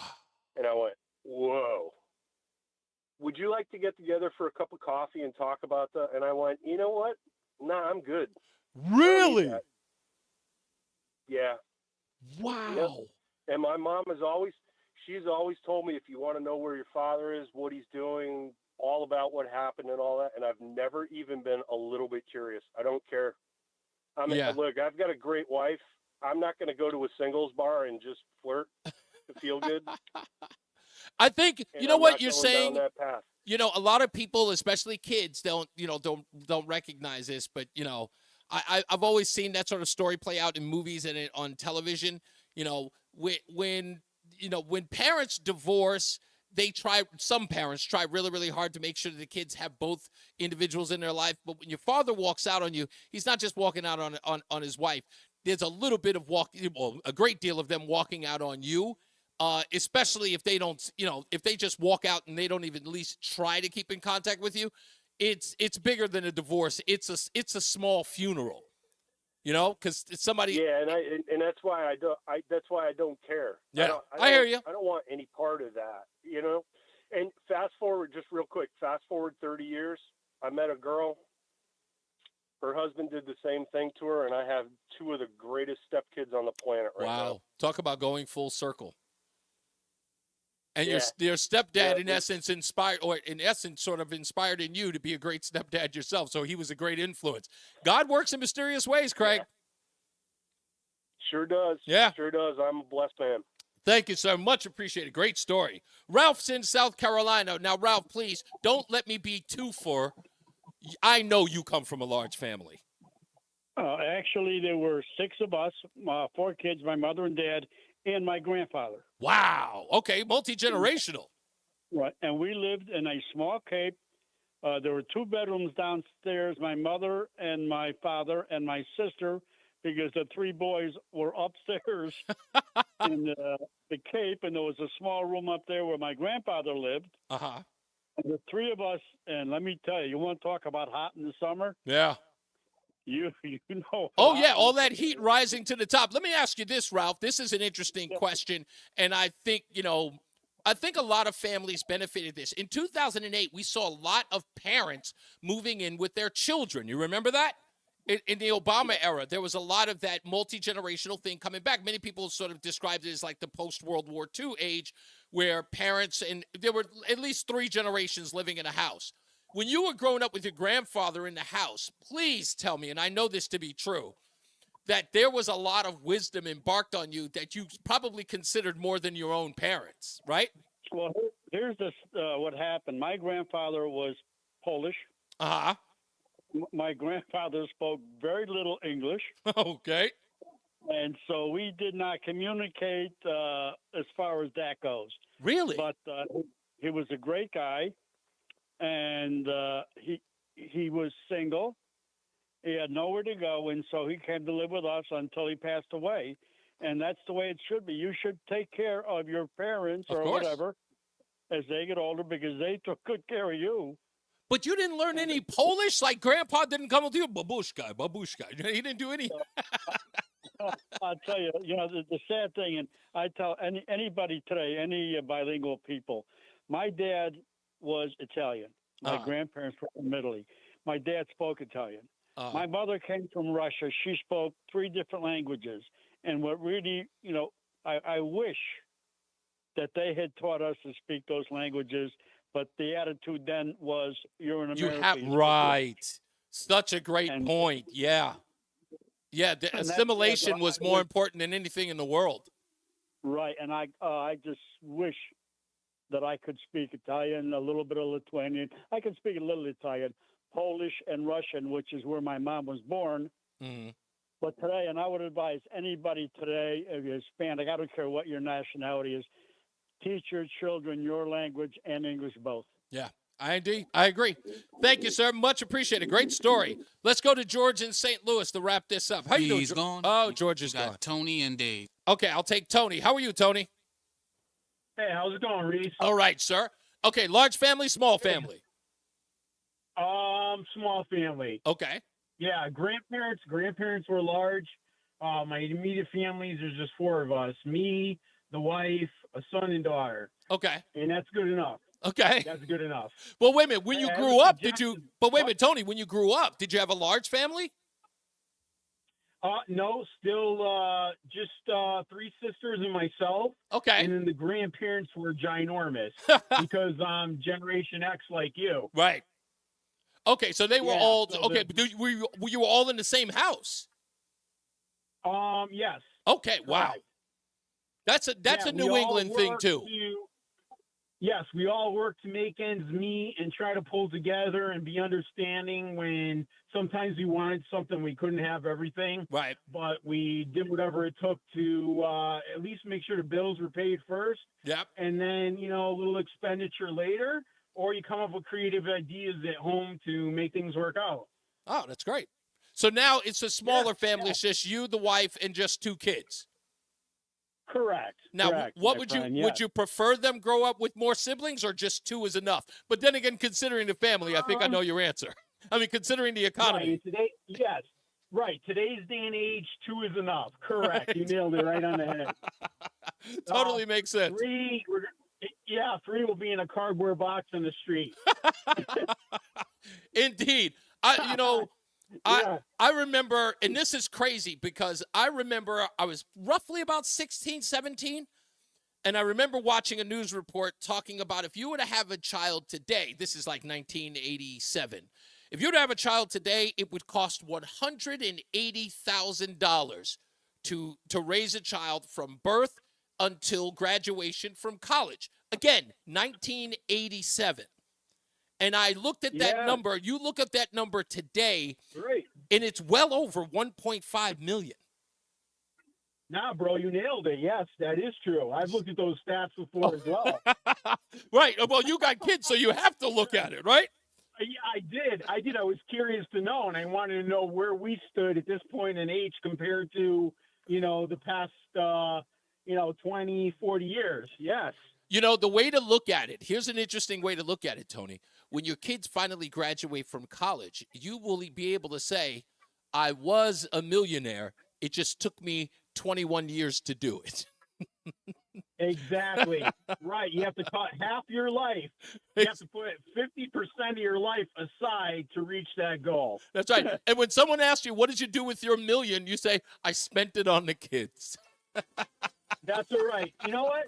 Dude, in life, as long as I'm humble and I'm cruising without too much pain and sacrifice. That's Yep. the best you can ask for. Anybody can ever ask for. You got it. Thank you, Tony. Much appreciated, sir. Let's get to another check of the traffic with Mark Christopher in the BPS Traffic Center. Hey, Mark. All right, Reese, thank you very much. Good afternoon to you. Good afternoon, everyone. And if you're on the southbound side of I-91, look for delays now up in East Windsor as you move from approaching exit 45 down to the Dexter Coffin Bridge. Left lane road work there. Again, delays 33 down to 32 A and B in Hartford. More slow traffic 27 to 28. And another bump from 23 down to 22 in Cromwell. Also, more slow traffic as you move down by exit 20 in Middletown. And you're tight down to exit 17 for the Wilbur Cross Parkway in Meriden. Northbound 91's okay. Cromwell through downtown up into Windsor. Westbound 84 slowing, approaching the Bulkley Bridge out to 45 Flatbush Avenue. 84 eastbound delay about a half mile before 46 Sisson Avenue down to just prior to the tunnel. We have the remains of an accident there on the right shoulder, slowing you down a little bit. 2 eastbound's okay. Glastonbury to Marlboro. Quiet Middletown. Waterbury is slowing eastbound 84 17 to 18. Westbound 84 is tied up. Moving up the big hill. I'll be right back, rolling. 26 to Cheshire Slug. You got it. Master. 84 eastbound, heavy New York, Connecticut line out to exit 5 in Danbury. Again, more delays from 8 in Danbury. It's sluggish out to 11 in Newtown. Westbound side of 84 slows 9 to 7 in Danbury. Southbound Parkway delays 63 down into the West Rock Tunnel. South 95 is tied up from 46 in New Haven down to exit 40 in Milford. Traffic and weather together on the 8th WTIC News Talk 1080. Want $125 free heating oil or propane to save on heating costs this winter? Go with your local HVAC pros. Go with Petro. Petro has a great deal on a new heating system with $0 down and low monthly payments. Go to petro.com now or call 1-888-PETRO02. WTIC weather. For the rest of our afternoon, a mix of clouds and sun, a couple of showers, and becoming breezy, the high of 65. Tonight, under clear skies, it'll be chilly with the low down to 39. Then for Tuesday, breezy with a mix of clouds and sunshine. That high 57 will feel quite cool with that busy west-northwest wind at 10 to 20 miles an hour throughout the day. Still quite breezy and cooler on Wednesday with partly sunny skies, the high of 55. I'm meteorologist Jason Caterina in the WTIC Weather Center. And now, a WTIC news update. 5:30, good afternoon. I'm John Silva, WTIC 1080 News. Police in Bristol have released the name of a man killed over the weekend in a motorcycle crash. Early Saturday morning, a police sergeant spotted 2 motorcyclists speeding by on Farmington Avenue. The officer turned around to stop the 2 when one, 27-year-old Patrick McCool of Terryville, crashed his bike, later pronounced dead in an area hospital. An arrest made in a homicide in Hartford. Police picked up Elvin Gonzalez of New London. He was wanted in the shooting death of Shavoya Rivers of Manchester back on October 3rd. Gonzalez faces murder and other charges, bond set at $2 million. 4 people are in the hospital after a serious crash this morning in Mystic. The driver of an SUV hit a tree on Fishtown Road around 1:30. The 4 believed to be under the age of 21 being treated at L&M Hospital. FEMA is closing one of the disaster recovery centers that opened following the historic flooding in southwestern Connecticut and Naugatuck Valley in August. Governor Lamont says the DRC at Our Lady of Fatima Church in Wilton is closing today. The other FEMA recovery site in Southbury Town Hall will remain open. Vice President Harris, former President Trump taking their fight for Pennsylvania's electoral colleges to opposite ends of the state. Harris is in Erie and Trump is holding a town hall in South Philly. And UConn fans get a chance to see the 2-time defending champion basketball team for the first time this season tonight. Huskies are playing an exhibition game down at Mohegan Sun against URI. UConn coach Dan Hurley actually coached the Rams from 2012 to 18. The game benefits Coaches versus Cancer, and tip-off is less than a half an hour away at 6 o'clock. Wall Street this afternoon, the Dow finished up 201 points. The NASDAQ gained 159, and the S&P was up 44 points. ALCS Game 1 tonight at the stadium. It's the Guardians and the Yankees. The Mets and the Dodgers are playing Game 2 of the NLCS at Chavez Ravine. Monday Night Football tonight, the Jets at home to Buffalo. NHL, the Bruins host Florida. Rangers at the Garden take on Detroit, and the Isles skate in Colorado. For these stories and more, go to WTIC.com. I'm John Silva, WTIC 1080 News. This is the story of the one. As a facility technician installing a new welding station, he knows getting the ventilation right is critical for safety. That's why when questions arise, there's Granger. Granger offers detailed technical product information online at his fingertips, so it's easy to find what he needs. Because when it comes to safety, having answers means he and his people can breathe a little easier. Call, click Granger.com, or just stop by. Granger, for the ones who get it done. I'm Todd, Director from Connecticut Lighting Centers. We are so much more than just a lighting store. We carry lighting, ceiling fans, table and floor lamps, cabinet, bath, and door hardware, mirrors, outdoor and landscape lighting, accent furniture and home decor, window shades, home automation, and lighting controls, and a team of knowledgeable lighting and design consultants to help you through the entire process. Connecticut Lighting Centers, with showrooms in Hartford and Southington, or online at ctlighting.com, featuring Hinckley. Diabetes, high blood pressure, anxiety meds, everyone's on them. If you're a 50-year-old male, maybe a bit porky, and you may even have type 2 diabetes, $1 million of term insurance may only cost you about $200 a month. Call Term Provider. Speak with Big Lou at 800-511-3535. Big Lou will find a term life policy for you even if you have type 2 diabetes, are overweight, or have high blood pressure. 30 seconds. Help thousands of people like you who think they can't afford term life insurance. To buy $1 million of affordable term life for you, all you need to do is call Big Lou at 800-511-3535. Lou will make sure the scales are tipped in your favor. Call 800-511-3535. Big Lou will answer your call and work to fit you into a term life policy that you can afford. Remember, Big Lou's like you. He's on meds too. Call 800-511-3535. 800-511-3535 or biglou.com. It's the 5 o'clock focus. It's the 5 o'clock focus. I'm focused, man. We're back. It's Reese on the Radio, NewsTalk 1080 WTIC. Don't forget, go to reasontherradio.com. That's reasontherradio.com. Stupidest thing that I read today. I got a new thing coming up. It's called the Top 5 on there. I'm going to do this periodically. I'm going to try to do it every day. The Top 5 list. It's somewhat similar to, what many people remember from the David Letterman show, but it's the top 5 list of things going on today, like this new top 5 that I'm doing is called the top 5 things that Kamala Harris did to engage black voters. And that should be coming up in about an hour or two. So check out reasontherradio.com for that. That's reasontherradio.com. And what else do I got? Oh, tomorrow. What do we have tomorrow? Nothing. I don't think we have anything particular. Do we have anything scheduled tomorrow, Roland? We have no guests or anything, right? Nope. No, we don't have any guests. We have none of that. We'll watch Monday Night Football today, and then tomorrow I will scream and holler about Monday Night Football as the Jets take on the Buffalo Bills, which I expect them to lose. We'll deal with that tomorrow. So I'm wearing my Jets hat today because, in remembrance of Robert Saleh, who was fired, I think a week ago after the England game. Now people are saying, I'm not going to mention any names. Roland thinks that they're going to win tonight. I have no idea why he has. He has more faith in my team than I do, and I don't expect them to win another game for the rest of the season. Maybe two. Well, I have money on the line. That's why. Yeah, of course you are. It's always about the money. It's not about any real faith.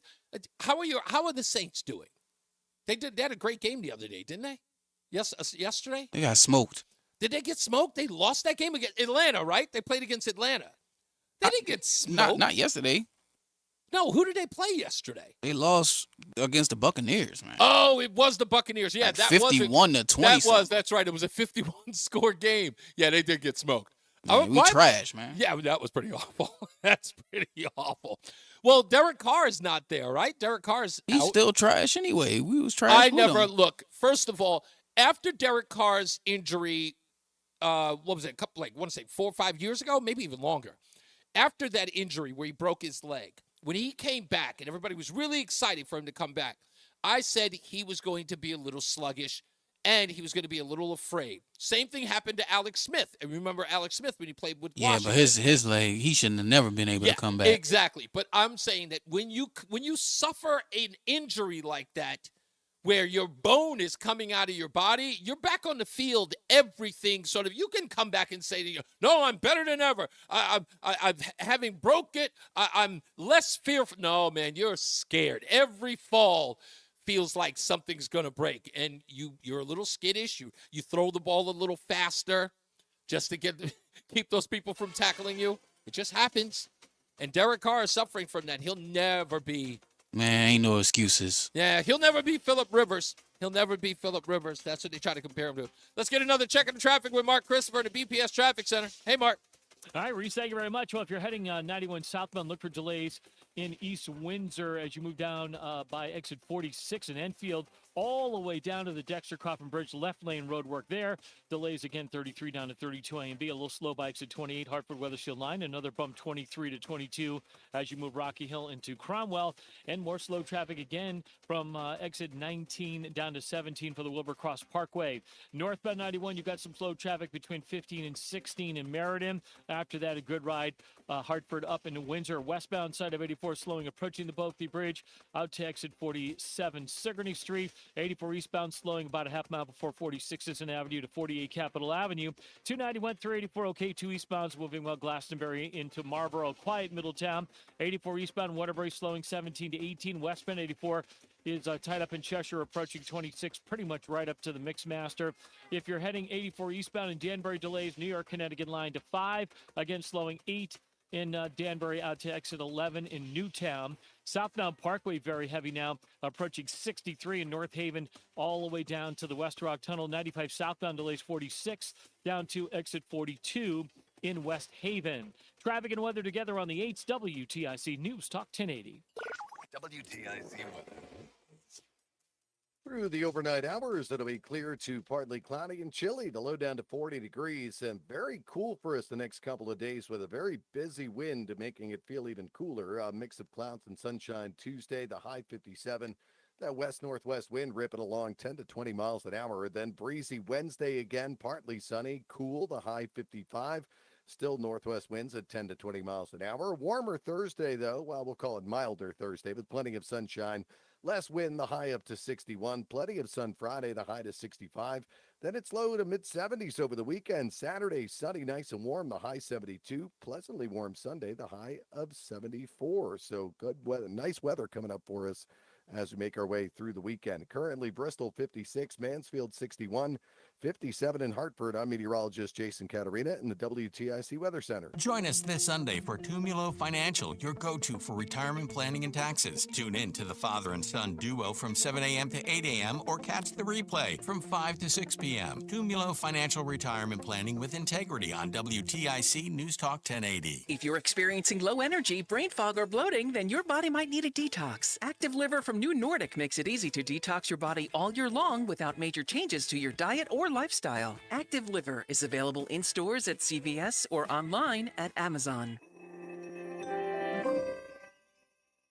Are you worried about the state of the economy? Concerned about market crashes and rising inflation wiping out your savings? At Noble Gold Investments, we understand your fears and have a solution. Call us today at 1-888-403-1050. Imagine safeguarding you and your family with a tangible asset that has stood the test of time. Gold. With Noble Gold Investments, you can diversify your portfolio and protect your wealth from economic turmoil. Our team will guide you through the process, ensuring you make informed decisions that best suit your needs. Call Noble Gold Investments today at 1-888-403-1050. That's 1-888-403-1050. The future is uncertain. Take control now. Call 1-888-403-1050. Past performance may not be indicative of future results. Investing in precious metals, including gold, involves risks. Consult with your tax attorney or financial professional before making an investment decision. Natural every year. Fires, hurricanes, tornadoes. And with that, your most important moments recorded on VHS, camcorder tapes, and 8mm could all be gone in an instant. Cherished moments like your wedding, baby's first steps, family trips to Yellowstone, lost. Enter Legacy Box. Digitizing your old media with Legacy Box protects your irreplaceable memories from the threat of natural disaster by digitally preserving them onto thumb drive, DVD, or the cloud, so they're safe forever. Legacy Box is the safest and easiest way to preserve your past, which is why it's been trusted by over 1 million families. Send Legacy Box your home movies, photos, and film. Their team of trained professionals will do the rest right here in the U.S. For a limited time, Legacy Box is offering an incredible 50% off. Go to legacybox.com/value and save 50% when you digitize your memories. That's legacybox.com/value. What's up, everybody? You know who it is. You know who it is. It's Reese on the Radio. Frederick Douglass of the 21st century. It's WTIC News Talk 1080. Oh, it's almost over. Lori is in the chat room. She says, only knew my dad's parents.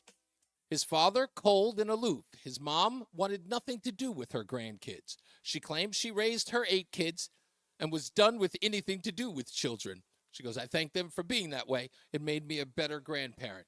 That's a way to look at it, Lori. I'll give you that. Lori's really crazy about her grandkids. I totally get it. I understand it. My wife can't wait to be a grandmother. Nowadays, people, they want to be a grandparent too young. I got to say that. I had a friend, you guys know when I end the show, I say, remember to keep JC in your hearts and in your minds. Many people think that I'm saying, remember to keep Jesus Christ. And people see it the way that they see it. I totally appreciate that. But anyway, JC, Jamie was my former producer when I first started the podcast back in 2012. And I've known him since 2004. He's resident of Hartford, Connecticut. And he was my teddy bear. He was my friend through and through. And he died of a heart attack in 2013. Anyway, my point about him was, I remember the first time he told me that his daughter, Cassie, got pregnant, was having her child. And I went, wait a minute. So you're going to be a grandfather? And he was like, yeah. And JC was considerably younger than me. And I was like, JC, you're about to be a grandfather. And he goes, yeah, I'm really excited. I can't wait to meet my grandson. And I go, JC, you're 36. You can't be a grandfather at 36. Do you understand that? You can't be that's not grandfather age.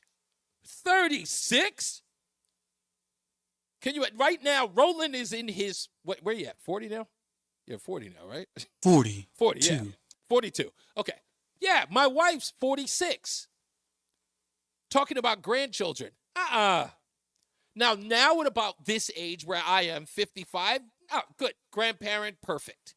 Your kids, if you had them young, maybe in your 20s, they're in their 30s, perfect time to be a grandfather right here. Times have changed. You could be a grandfather at age 50. I'll even go so far as say 49. 49.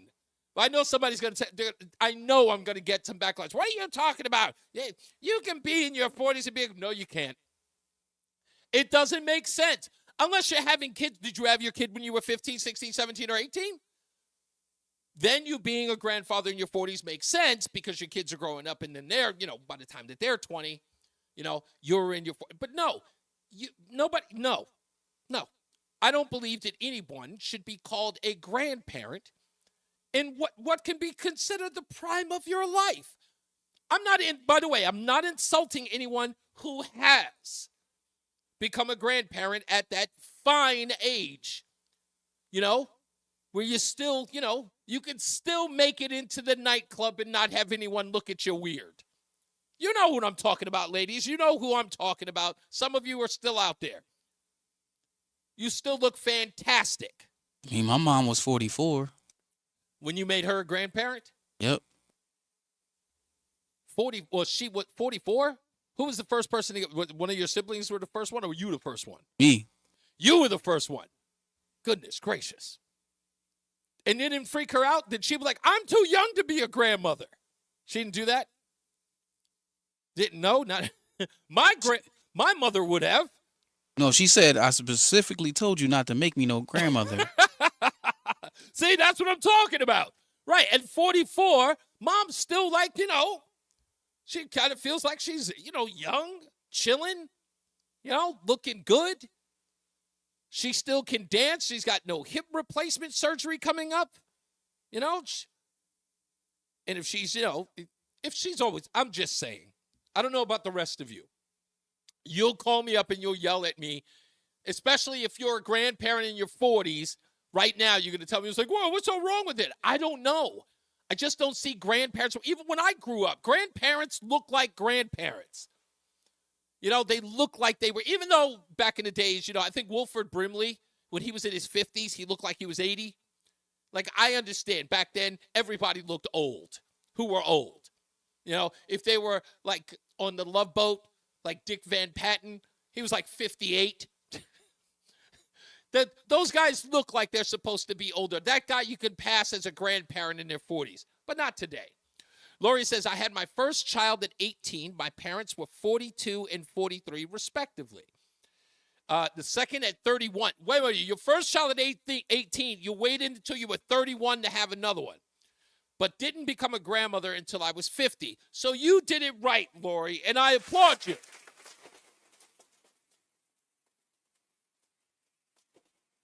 I just don't. I know that nowadays the kids are having the children younger. I get it. Nowadays when you find out your 19-year-old is pregnant, people just go, oh, wow, congratulations. Me, if one of my kids had been pregnant at 19 or got somebody pregnant at 19, I would be grabbing them by the ear. What are you doing? What are you doing? Do you understand how this affects my social life? Now, I know everyone's making it about you. It is always about me. If they're 19 and they're more than likely they're living in my house. Unless, of course, they're on their own. I don't believe in 19-year-olds living on their own. At least I know my mom wanted us to be out of the house by 18. What time did you, how old were you when you left home, Roland? 17. 7, wow. Did you have your own apartment at 17? I went to college. Oh, okay. Okay, that's right. You went to college. Okay, so I never went back home. But you lived in a dorm. That's like living, I lived in an apartment. Oh, you lived in an apartment. It doesn't matter. If you were in college, it's almost like being at sleepaway camp. It's not the same thing. It's, I had to pay rent, so it was the same thing for me. Oh, so you worked and went to school. Yeah, I worked just to pay rent and eat. Wow. So you had a full-time job or you had an internship? Like, how did you do Part-time job. Part-time. And a part-time job paid for your rent and your food? Yeah, I made about $220-something a week, and my rent was $432. Okay, yeah, that's good. Now that's not bad. That is not bad. So you were raking in after rent and food maybe about a good $200? Yep. And pocket money? Now, that's not a lot. It's not a lot because I always went and bought Jordans, so that was the whole 200. Now, are you listening to this, ladies and gentlemen? This is the mismanagement of a young child. This is the reason why they can't be having kids at that age. This money mismanagement. He took his money and he bought Jordans. Even though it took him 2 paychecks to pay his rent. He still found time to buy Jordans. What did you eat? Did you eat a lot of top ramen? Did you eat a lot of ramen and stuff like that? Oh, in New Orleans they have real food, so. Excuse me. Red beans and rice and gumbo and stuff like that, like catfish, fried catfish. What's a bowl of gumbo run you down there by the? Probably like $2. I knew it was $2. For some odd reason, it was screaming at me $2. You lived a charmed life. I have to tell you, you lived better than I did. I was a bum. I was measly. And of course, I had a kid when I was 22. Well, just before I turned 22. And I even thought that was too young. And my mom was, well, now that I think about it, my mom's 20 years older than me. So, yeah, I made my mom a grandmother at 42. Yeah, look at me. I'm talking stuff. Yeah, we very similar. I mean, my mom's 20 years older than me. Yeah.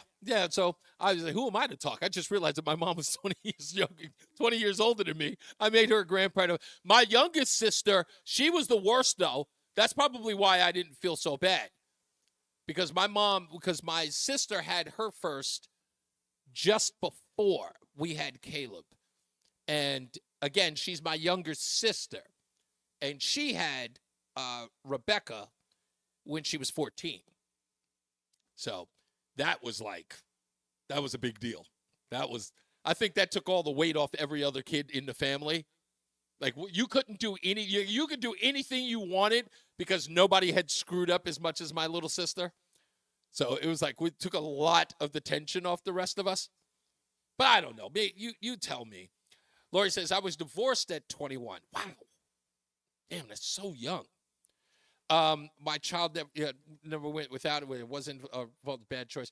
I still worked hard and had a career. Your second job was at 46 years old. I don't know how many jobs I had between the time I was 20. I can honestly say I probably had about 15 jobs. I moved around so much before my 40th birthday. I had about 15 jobs. I did a lot of work. Anyway, tomorrow, I want to talk about this bit that Evan Jones did. So I'm going to preview it now. I was going to save it till tomorrow, but I might as well preview it. This was Van Jones's response to Barack Obama's lecture of African Americans. Now, the only reason why I'm playing this is because tomorrow I'm going to play you what African American men said to Barack Obama afterwards. Now, this is one side, the news media, and how they took Barack Obama's comments. And there's a reason why Van Jones is one of the crying Negro brothers, but this is absolutely pathetic. So it hurts when the most beloved brother in the world steps on the stage. We want him to speak for us. We want him to love us. We want him to brag on us, celebrate us, show the world that we're doing good. We're making good decisions. A lot of us are making good decisions every day, and we don't get the credit, and we don't get the respect. What will move the needle is when Barack Obama, our most beloved brother, says, I see you. I see what you're going through. I see all the good that you're doing in your families, in your churches, in your mosques, in your synagogues. I see what you're doing with these babies. And I want you to be able to do even more. And Kamala Harris is the way. When he starts speaking to our hearts and our souls and reminding people that all of us are trying to be Barack Obama, that's who we're trying to be. We're trying to get there. We're trying to be the best at whatever we're doing, like he has been the best. That's his best and highest use. Barack Obama is the king of blacks, according to Van Jones, our most beloved brother. We want him to shine a light on us. We want him to praise us. Tell us that we're doing good. What? Oh, this is just bad. This is just bad. I'm going to play you the contrast of that tomorrow. Okay? So be ready. Tomorrow is just going to be, we're setting the barn on fire tomorrow.